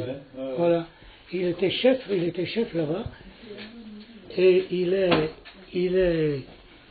allé dans le ruisseau Le Nord, je ne sais pas ce qu'il est allé faire là-bas, et il a rencontré un officier allemand qui était en train de se noyer dans une bassine. Ah oui, c'est ça. Oui, oui, c'est ça. J'ai entendu ça. Oui, oui. Alors, Papineski, Ange Papineski, il lui a donné la main, il l'a sorti. Et puis il l'a emmené là, sur la place, il y avait tout. Il y avait la place, les Allemands étaient sur la place, bien sûr. Et Papineski, qui était quelqu'un, moi je l'ai connu, il venait chercher du lait à la ferme, je connaissais. Oui. Et alors, Papineski, c'était un type qui était comme un caractère terrible, un grand costaud, là, et qui est parti avec son vélo. Il est parti de Cognac jusqu'à Saint-Nazaire, et il est allé chercher les jeunes de Cognac. Ah oui, en récompense. Il les a ramenés. D'avoir soulevé la main. Grâce à lui, ils ont ramené les... Et tous les jeunes de Cognac sont revenus, et alors il avait ses deux frères, ses deux fils. Il avait ses deux fils. Et quand ils sont arrivés, quand il est arrivé là-bas, qu'il a retrouvé l'officier, et alors il a demandé, alors bon, c'était de toute façon sur la discussion, mais il a obtenu que les jeunes reviennent, et il ne voulait pas revenir avec un certain Robert Bourguignon, qui a été mon oncle par la suite. Robert Bourguignon, parce que Robert Bourguignon avait été raflé avec mon père sur un peu, parce que la ferme où nous étions, il y avait la moitié à Iseron, la moitié sur Cognac. Donc le Bourguignon avait été, lui, raflé sur le contingent, on va dire, d'Iseron. Alors quand le Papineski était là-bas, et les Allemands ne voulaient pas rendre Bourguignon. Ils disaient qu'il était sur Iseron, il n'y a pas de raison qu'il revienne. Et c'est Papineski qui a dit, mais prenez mes deux fils, vous les fusillez, mais vous rendez Bourguignon. Et il a obtenu... Et il a eu un hommage, et j'ai la photo là, et la commune de Cognac a rendu un grand hommage. Il était affiché à un moment donné, sa photo est affichée d'ailleurs. J'ai la photo de Papineski lorsqu'il a été... L'hommage lui a été rendu par le conseil municipal et la population de Cognac. C'est des histoires. Ça, moi je me rappelle. Oui, c'est sûr que... Mais ça, il faut y garder ça. Bah, ça a été écrit. Tu t'es trouvé où lors du bombardement du mois de juillet? T'étais où? T'étais à Malval? C'est Maurice qui était là. Ouais, on était là, mon père faisait des soins, on était au-dessus du village. Je sais qu'il y avait Larry Blais qui se trouvait en dessous, qui ramassait du foin, et puis bon, c'était un oncle par l'alliance. Je disais, je m'amusais à compter les avions, puis tout d'un coup ils disparaissent tous du côté derrière la lunette. Puis ils sont tous revenus de front, et les bombes elles sortaient à 7 par avion. Ça tombait de partout, cette fumée qui montait, elle tombait n'importe où. Oh, moi j'étais complètement affolé, j'avais 8 ans à l'époque, c'était incroyable. Le bruit, ça faisait? Hein? Le bruit. Ah, mais le bruit, puis les avions, tout ça. Et puis ils nous mitraillaient en même temps. Il y avait le Jean Sabiac, mon père avait un employé qui lui aidait à faire les foins. Eh bien, il a continué à ramasser le foin avec le bourricot, ils l'ont mitraillé, ils l'ont jamais eu. Ça y a de ces trucs. Et lui, il a pas peur. C'est incroyable. Du tout. Et on a vécu des machins. C'est incroyable. Et 8 jours après, mon père avait terminé les foins. On est descendu, on habitait l'île. Et les Allemands sont venus bombarder Saint-Mars-là. Et ils sont venus tourner sur notre maison. Et moi, ces avions, comme j'avais subi le bombardement ici, une frousse incroyable, je vais trouver mon père qui était au champ. Il était dans les bois. Tout le long du bois, il y avait des ronces d'1 mètre d'auteur. J'étais pieds nus, en short, en pantalon court. J'ai traversé les ronces. J'avais les jambes en sang. Et bien, croyez-moi, vous sentez rien. Car la peur, vous fait faire n'importe quoi. Bien sûr, vous avez des sortes de 4 mètres d'auteur, vous traversez le feu comme ça, votre peau. Là, j'y suis passé, je peux le dire. Oui, c'était terrible. Alors, on est 4 quand même. Hein. Il y avait Yvette Kampf, qui avait perdu son père, qui a été jeté, fusillé et jeté. Et puis, sa cousine Blaise. Il n'a pas été tué par des maquisards parce que ils l'ont mis, ils l'ont fait passer devant en estafette, oui. Ouais, pour... comment on appelle ça? Voilà, en éclaireur. Et les maquisards qui étaient là l'ont tué, parce qu'ils ont attaqué les Allemands. C'est les maquisards qui l'auraient tué, c'est pas les Allemands. Et dessus, ils l'ont fait tout. Elle raconte pas ça comme ça. Mais... Elle dit que les Allemands l'ont basculé parce qu'ils commençaient à gueuler. Et en fait, le poste avancé de la résistance qui était au moulin, ils dormaient tous. Ils ont été surpris. Et donc, comme ils commençaient à gueuler, ils se sont dit il va les réveiller, etc. Ah ben j'ai dit que c'était Maguizard. J'avais entendu dire que c'était Maguizard qui l'avait tué. Bon voilà, mais ça c'est ce que racontait. Ah c'est possible. Et Yvonne Blais, elle racontait des choses sur ce qui s'est passé. Hein? Yvonne Blais, elle n'était pas là. Si, elle était conteuse. Oui, c'est pour ça que je pose la 44 ans. En 44, elle était là, 44. raconté qu'elle était là. Elle m'a dit qu'il y avait un groupe de maquisards dont le lieutenant Esserich. Ouais. Ah, je voyais qu'elle était venue plus tard. Non, mais c'est elle qui m'a raconté. Alors. Ouais. C'est pour ça que je suis un peu sceptique ce qu'elle a raconté. Ouais. Les deux femmes qui se sont cachées, mais c'est bien, sa grand-mère. Ouais. Sa grand-mère qui s'est cachée sur la route, sur le chemin qui va chez Courtieu, avec la dame qui vivait. La grand-mère. La mère, ton. Parce que ma grand-mère à l'époque habitait Ralpierre. Oui, mais c'est elle. Elles se sont sauvées par le petit chemin Courtieu. Avec sa sœur qui habitait là où j'ai fait construire ma maison. Ah ouais. La Pierrotine. Donc, ouais, Pierrotine, oui, c'est ça. Parce que l'Yvonne Blais, elle est venue après, moi je pense, après la gaz. Il me semble, j'en suis pas sûr. Mais... Ouais, c'est pas venu avec les charbonniers? Si. Elle était avec les charbonniers. Ah oui, il y a une anecdote là. Ouais, un cochon, elle m'avait raconté qu'elle s'était planquée dans les bois avec je sais plus qui. Ah, c'est possible, elle était Donc déjà les là. charbonniers, c'était avant la guerre. Oui, voilà. Non. Non, mais il y en a eu après la guerre aussi. Non, il y en a eu. Pendant, il y en a eu pendant, il y en a eu. Ouais. Mais Boris, il parlait des avions. Bon, il faut bien qu'on rigole un petit peu. Les avions qui bombardaient, donc ils sortaient de la lunette. Ils sortaient de la lunette, puis ils bombardaient, ils plongeaient vers Chardin, et ils bombardaient, puis ils remontaient de l'autre côté. Ils remontaient de l'autre côté, et hop, ils faisaient le tour, ils revenaient. C'est le père Léon Michelet qui était un farceur, là. Un jour, on mangeait, puis il expliquait que la mère Ardin, elle avait tellement peur. Ouais, mais ça c'est vrai. Qu'elle était rentrée dans un borneau. Les borneaux, c'est les bus sous la route. Ouais. Il dit, oh putain, la tête est passée, mais le cul est pas passé. Alors, il y avait, je sais pas s'il y en a qui l'ont connu, qui tuait les cochons. Il riait tellement qu'il file un coup de poing sur la table. Il tombe sur le bord de l'assiette. La route, elle était coupée, deux bords qui étaient tombés sur la route, mais au bord. Alors, ils avaient mis des plateaux et tout pour qu'on puisse passer avec les bourricots. Et il y a deux petits murets à cet endroit-là, mais ces murets sont cachés au-dessus de Chardin. Tu sais pas où, je pensais que je te fasse voir. Il y a deux murets, mais ils sont recouverts un peu par la mousse, par l'air, on les voit plus très bien. Oui. Ben parce qu'ils ont bouché les trous, ils avaient retenu la butte avec des pierres. Et je me suis dit, j'ai rebois ces deux trous là, au bord de la route. Parce qu'ils avaient coupé la route au moulin là. Oui, c'est Michelet qui avait. La route était coupée parce qu'il y a un collègue qui me disait que ça. Endroit, c'est pas coupé comme votre vin. Non, la route elle a été. Ça a sauté, mais c'était. Comment il s'appelait Michelet là? Le frère à Jojo. Non. Le père. Le père, non. Mais le militaire. Le Marcel. Marcel. C'est Marcel Michelet qui a fait sauter le moulin. Parce que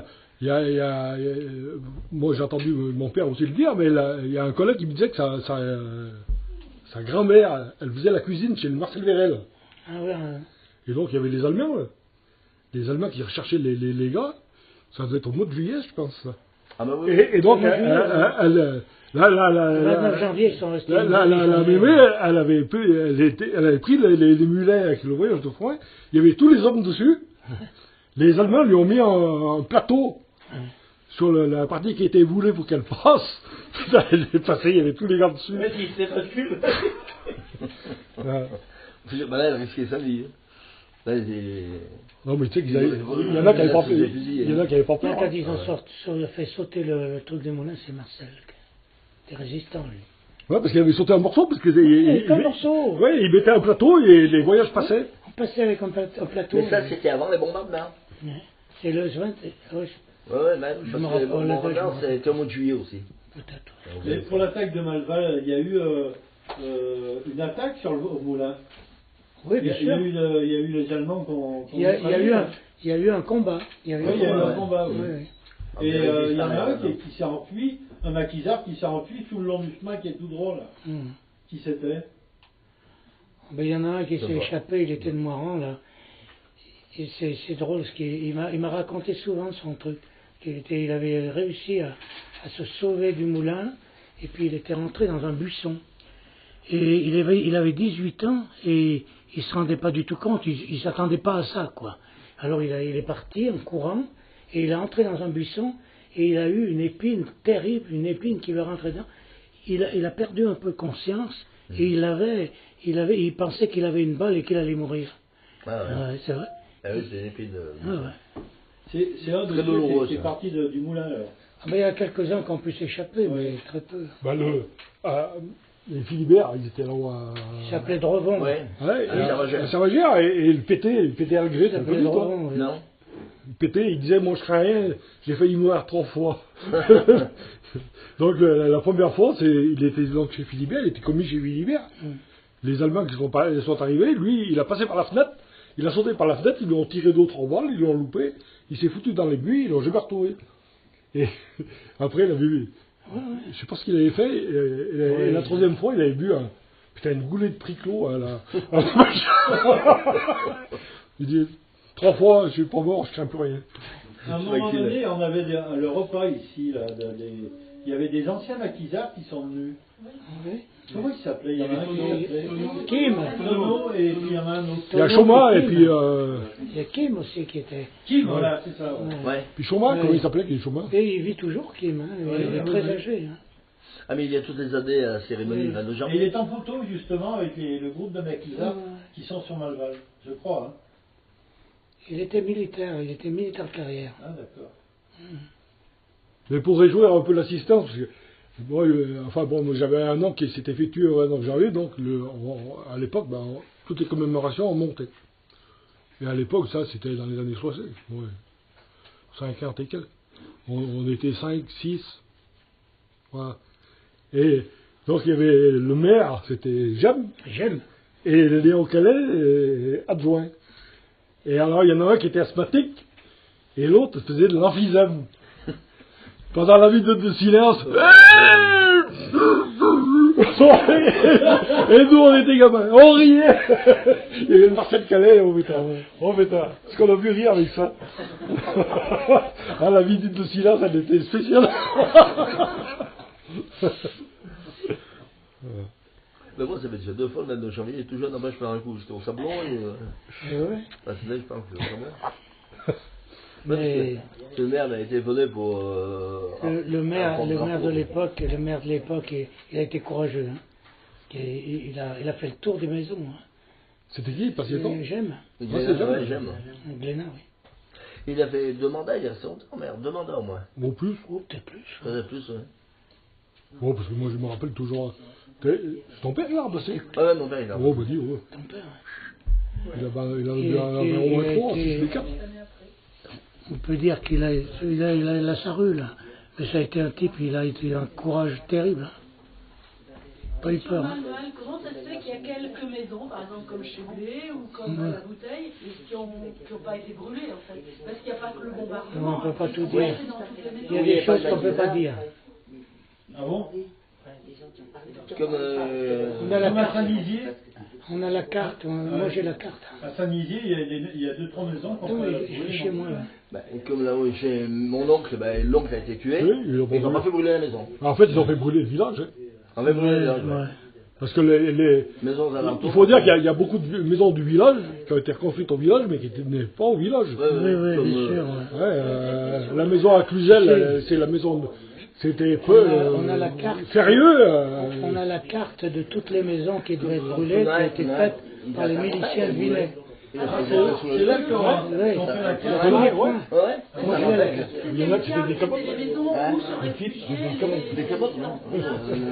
Parce qu'à la bouteille, on brûlait, ça les arrangeait. qui venait à la bouteille, il y a aussi des résistants. Non, il y en a qui ont échappé, oui, mais après, on ne peut pas dire. On peut, des fois, c'est le hasard. Disons que c'était des périodes qui sont troubles. Oui. Il y en parce que, a un ou deux qui sont morts comme ça, on les a trouvés morts. Quoi. Quand on... On ne sait pas tout. Non. Mais c'est comme l'histoire du repas dans l'église. Il y a eu l'abbé Pierre ou pas? Non.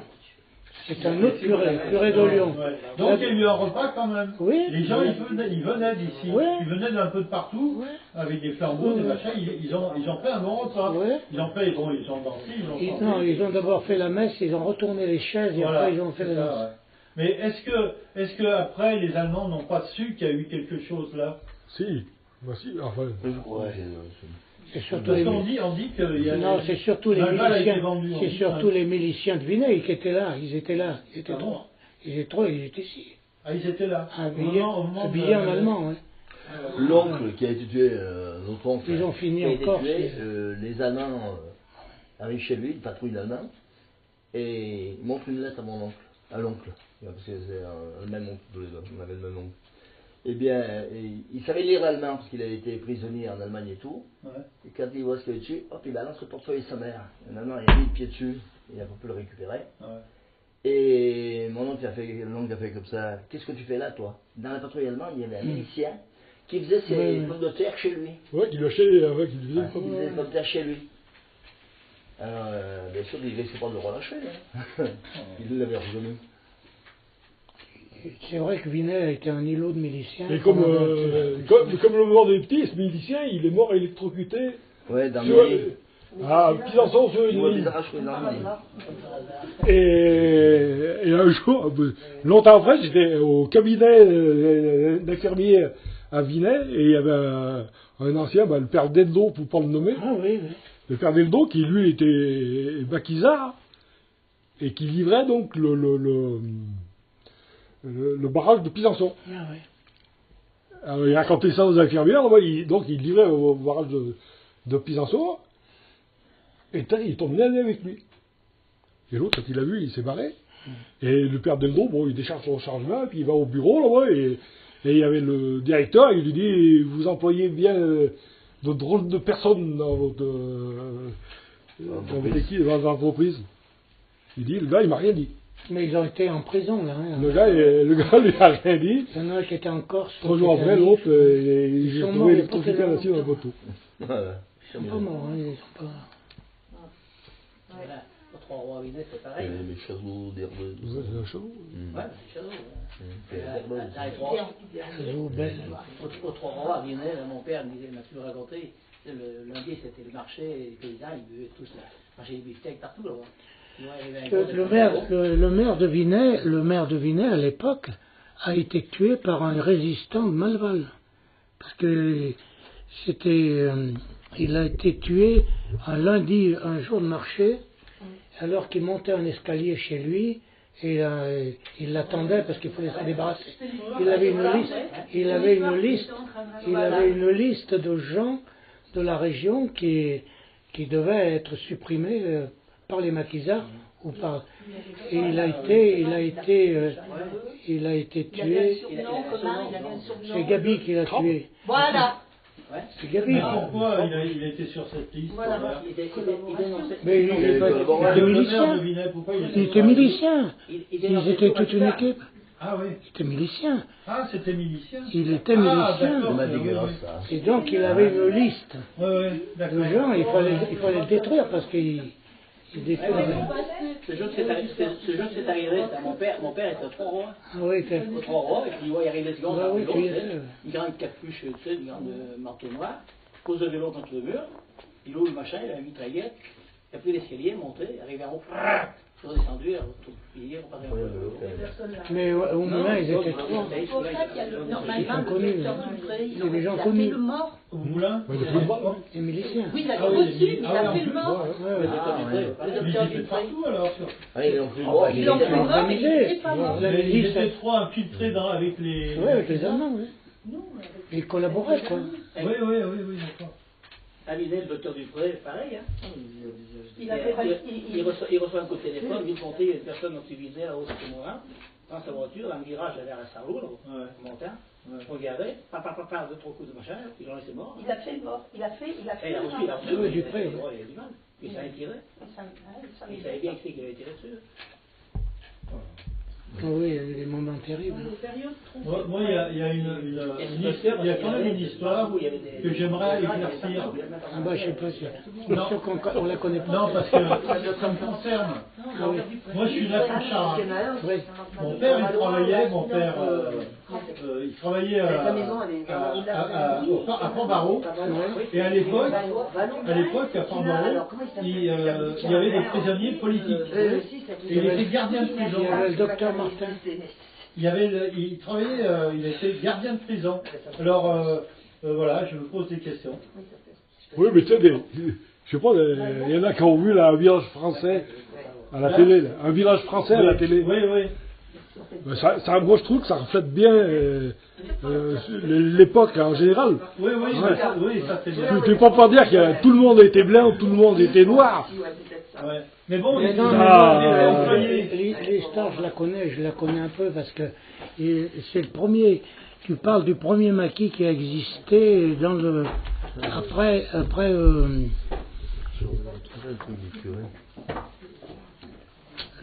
quand la guerre de 39 a été terminée, il y a eu un premier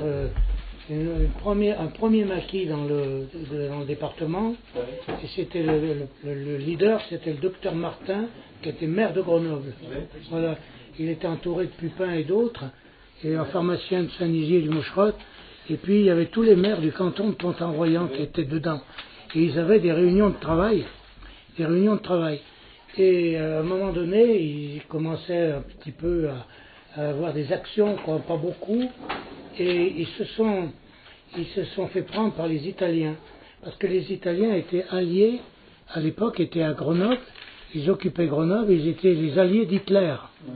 Et donc c'est les Italiens qui ont arrêté le premier maquis, et ils ont mis en prison Léon Martin à Fort-Barreau, après ils l'ont emmené en camp de concentration, et tous les autres ont tous été en prison à Fort-Barreau, Pupin et les autres. Oui, mais c'était tous des prisonniers politiques. Prisonniers politiques, oui. Et alors bon. Et après ça a été le deuxième, il y a eu un deuxième maquis, mais c'était le premier maquis. Et les Italiens étaient avec les Français, avec les Allemands, et après ils se sont rendus. Ils se sont rendus à la France, ils sont devenus résistants français. Ouais. Et ils ont changé de... Mais moi, pendant la guerre, mon père a été prisonnier. Et il s'est évadé. Et c'est à la suite de ça, d'après ce qu'il m'a raconté, d'après mes souvenirs aussi, c'est à la suite de ça qu'il a trouvé un emploi à Port-Barreau. Ouais. Et bien, il gardait les gens, c'est ça. Mais bon, est-ce qu'il y a une équivoque? Est-ce qu'il y a... Mais non, oui, il avait un boulot. Oui, il avait un boulot. Ouais. Oui, non, mais. Ouais, c'est un travail, comme un autre. Mais oui. Mais bon, ça fait bizarre quand même. Non, mais oui, non, mais tu sais, en fait, ces trucs-là, c'est je te dis, personne n'est blanc, personne n'est noir. Ouais.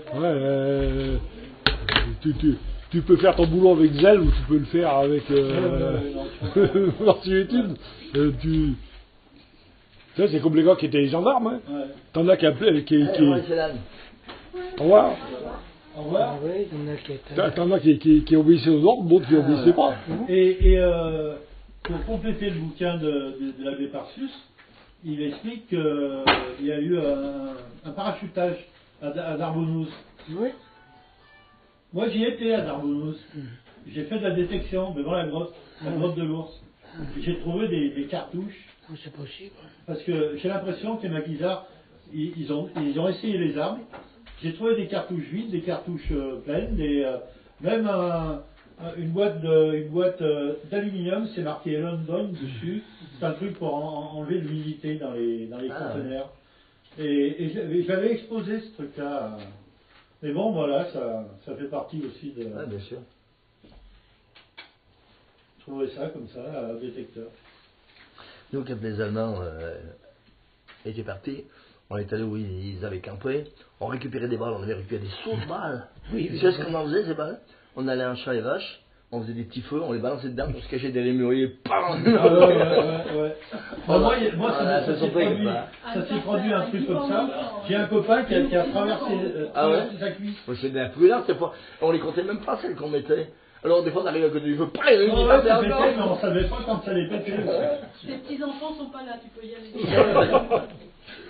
Oh ben, c'est affreux ce qui Mais nous, on faisait les petits soldats à l'école, hein, à l'école. On avait une mitraillette en bois, là, avec un clou. Et puis on avait la traction avant, avec un volant en fil de fer. Et on faisait des armes. Non, les restants de concernant les Oui, casques mais je veux dire, mon chemin qui descend. Mon père avait chez toi. Oui, moi j'ai entendu dire ça. Les caches d'armes de la buis, c'est vrai ou pas? Il y a eu des armes dans la cabane, tiens, avec les buissons. Il y avait la cabane de Maquisard, ils appelaient. Et là, il y a des caches d'armes aussi, là, chez Courtieu, ou chez la Mermelet. D'après ce que René me disait. Oui. Moi, en coupant du bois, là, il y a plusieurs années de ça, au-dessus du village, j'ai trouvé une mitraillette. Mais elle n'était pas simplement abîmée déjà. Ouais. Et puis Janine, qui était avec Jojo Michelet, est venue nous trouver. Je lui les donnais, j'aurais dû la garder. Et là, au pied de l'église, là, j'ai trouvé en détection un morceau de stène. Ah ouais. Parce qu'ils ont balancé les armes, là, je crois. Oui, quand ils ont creusé pour les travaux, là. J'en ai pris un petit morceau. Parce que les Allemands, ils sont restés une demi-journée, ils ne sont pas restés plus. Hein. Oui, c'est ce que... Ouais. Mais c'est Maquet qui avait caché les armes ou quoi, comme ça, oui. Oui, ils avaient caché des armes, après, dans la maison de Buisson qui était là. La maison de... Là hein? C'était à Rubichon à l'époque. À Rubichon, oui. Ah oui. Dis, mais c'est ta soeur qui nous racontait. Et cette maison, quand elle a brûlé 2 fois, quand elle a brûlé, il y avait des armes qui explosaient dedans. Et puis ta mère avait les Allemands, il y avait des fusils. En juillet. Elle les a mis dans le lit, tu le sais ça? Et les Allemands sont venus, donc tout le monde dans le lambeau qui était à côté et tout. Je vous ai expliqué. Elle avait pris une branquée. Le sol, il y a des éclats de... Il a fait défaire un tas de fagots qui étaient en haut. Ah oui, bien sûr. Et les éclats, qui partent comme ça. Les arbres, dans le sol, dans le béton. Puis jamais et tout, ils y passaient tout ça. Ah ouais? Bon, c'est comme pour le 29 janvier, le 28 janvier, mon père avec le grand homme était venu chercher du foin. Et mon père était malade. Ils ont changé de voyage de foin, il a dit, le soir, je couche là. Ben, le grand homme, il a dit, non, ce soir, je te laisse pas coucher là. Il l'a mis sur le voyage, il a descendu. Heureusement, là, donc, il y avait quand même une ambiance qui faisait que tu savais qu'il allait se passer quelque chose. Oui. Bon, il y avait les gens en bas, ils avaient des maquisards qui venaient chez eux le dimanche, pour se restaurer mieux, pour se laver ou machin. Ils disaient, ça sent mauvais, les fils à papa sont partis. Ouais, l'oncle d'Albert qui était descendu chez toi, il l'a dit, c'est un jour qu'il raconte parce qu'il il va se passer quelque chose, les enfants de Jean Bien, ils avaient été avertis comme quoi il fallait... C'est pour ça, c'est des périodes vachement troubles, tu sais. Pour savoir le pourquoi du commun, c'est à 2 ans je mangeais avec un gars là, qui c'était un gradé, il était résistant à Malval. Il était guère plus vieux que moi. Mais des résistants, il y en a beaucoup. Il y en a eu beaucoup de résistants. Pas sérieusement. Ouais, t'avais le géant là. Le Jean Guédin, qui lui a enterré les gars là-bas. Oh putain, quand on parlait de ça, il disait arrêtons les élucubrations, il disait. Les gens, ils n'aimaient pas. Oh putain, il n'aimait pas ça, non. Il y en a beaucoup qui ont fait le coup de le bouquin du père Tarsus, oh putain, il faut pas lui parler de ça parce que. C'est vrai. Ouais. Ah ouais. Il y avait un fond de vrai quand même. Oui, non mais bien sûr. Le problème c'est qu'il y a toujours un fond de vrai, puis après derrière ça brode. Ils ont brodé après. Les gars ils se donnent de beaux rôles. C'est le 29 janvier, ça a duré une demi-journée. C'est tout, et on les a pas revus. Tant qu'au mois de juillet, Après juillet, juillet avec plus. Bon, c'est comme ça. Et une question, mais hors guerre. Est-ce qu'il y avait des fêtes qui revenaient régulièrement à Malval? Non, il y avait des balles défendues. Des balles, mais il y avait des balles, mais ils étaient pas, il n'y en a pas eu à Malval. Il y a eu des balles défendues, ce qu'on appelait les balles défendues, quoi, qui étaient défendues. Hein. et c'était dans les granges. Il y avait à Cognin, là, chez mon père, il y a eu des balles, deux il y a eu. Ah oui. Ouais. Alors c'était sous comment ça s'appelle là-bas, vers le pont de Trollin, là. Il y avait des balles. Ils étaient interdits. Ah ouais, ils étaient interdits. Ben, Saint-Pierre, il y en a eu aussi. Ouais, ben les gens qui sont arrivés, jouent au grand, ils sautaient par les fenêtres. Il est tombé sur un puits en fer. Ouais. Mais en temps ordinaire, Marie-Claire. Bon, il y a eu des instruments de musique qui devaient pas en avoir lourd. Il y avait quelques petits accordéons. Puis il parlait des charmeleurs. Oui. Les charmeleurs, en fait, c'est des gars qui faisaient la musique avec la voix, quoi. Et puis en dansant aussi. Ouais. Vous n'avez pas connu des festivités, Non. La fête des moissons. Non, voilà. Non, parce qu'en après-guerre, peut-être, je me rappelle, il y avait des vogues de partout en bois. Moi, je me rappelle de la vogue de chez Avion, du pont d'Ivron. Il y a eu des fêtes après. Malval, il n'y avait rien. Après. En fait, il y a eu des fêtes, beaucoup. Malval, il n'y avait rien. Est-ce qu'on est considéré sur Malval par rapport à la vallée? Oui. Moi, j'ai toujours entendu dire que les gens de Malval, ils ont un drôle de caractère. C'est pas forcément faux. Non, mais c'est les gens de la vallée qui ont dit ça. Ah, les gens de Malval, ils ont... Et ça vous fait rire. Parce qu'ils ont la vie dure. Ouais, voilà, c'est ça. C'est vrai qu'on a un mais, drôle de caractère. Si tu as... C'est l'altitude, c'est l'altitude. Non, mais il y a autre chose. Dis-moi, on raconte autre chose, mais qui est juste. Ouais. Par exemple, sur la rive gauche de l'Isère, eh bien, de tout temps, les meilleurs rugbyman, ils étaient sur la rive gauche parce qu'ils n'avaient pas de soleil. Parce que c'était dur, la vie était plus dure. Et tu dis ça sérieusement? Non, mais si tu vas par là, regarde les gars de la rive droite, là-bas, ils nous ont toujours pris une peau d'éblus sur la rive gauche. Non, et ça, putain, moi, j'étais au Crédit Agricole, administrateur, et ça amusait fortement les chefs d'agence. Voir comme les gars de la rive droite,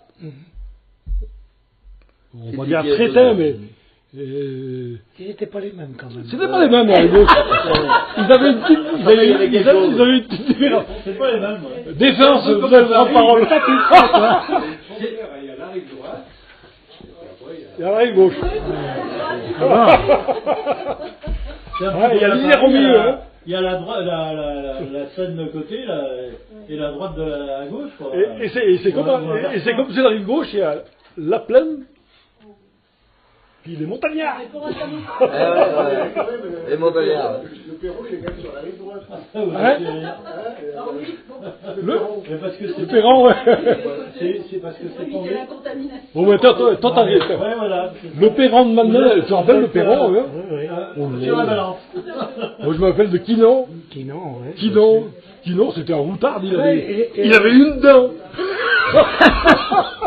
Avec un chapeau noir, putain. Alors, le Perron, il passait dans les fermes, c'était tous c'était le diable, il nous les faisait anciens de la guerre 14 qui étaient là-bas. C'était tous les éclopés. Hein. Ah oui? Ah oui, tiens. Non. On était à côté, nous. Et cette dame avait plus jeune que Gréo. Une dame. Enfin, ceux de la rive gauche. Je vois toujours ce grand diable, il avait une dent. Putain, on en avait peur. C'est mieux à cuire, ceux de la rive gauche. C'est toujours vrai. C'est toujours vrai. Moins de soleil, plus dur. Voilà. L'histoire est terminée. On a su au plus d'un coup. Oui. Ah oui, c'est... On a bien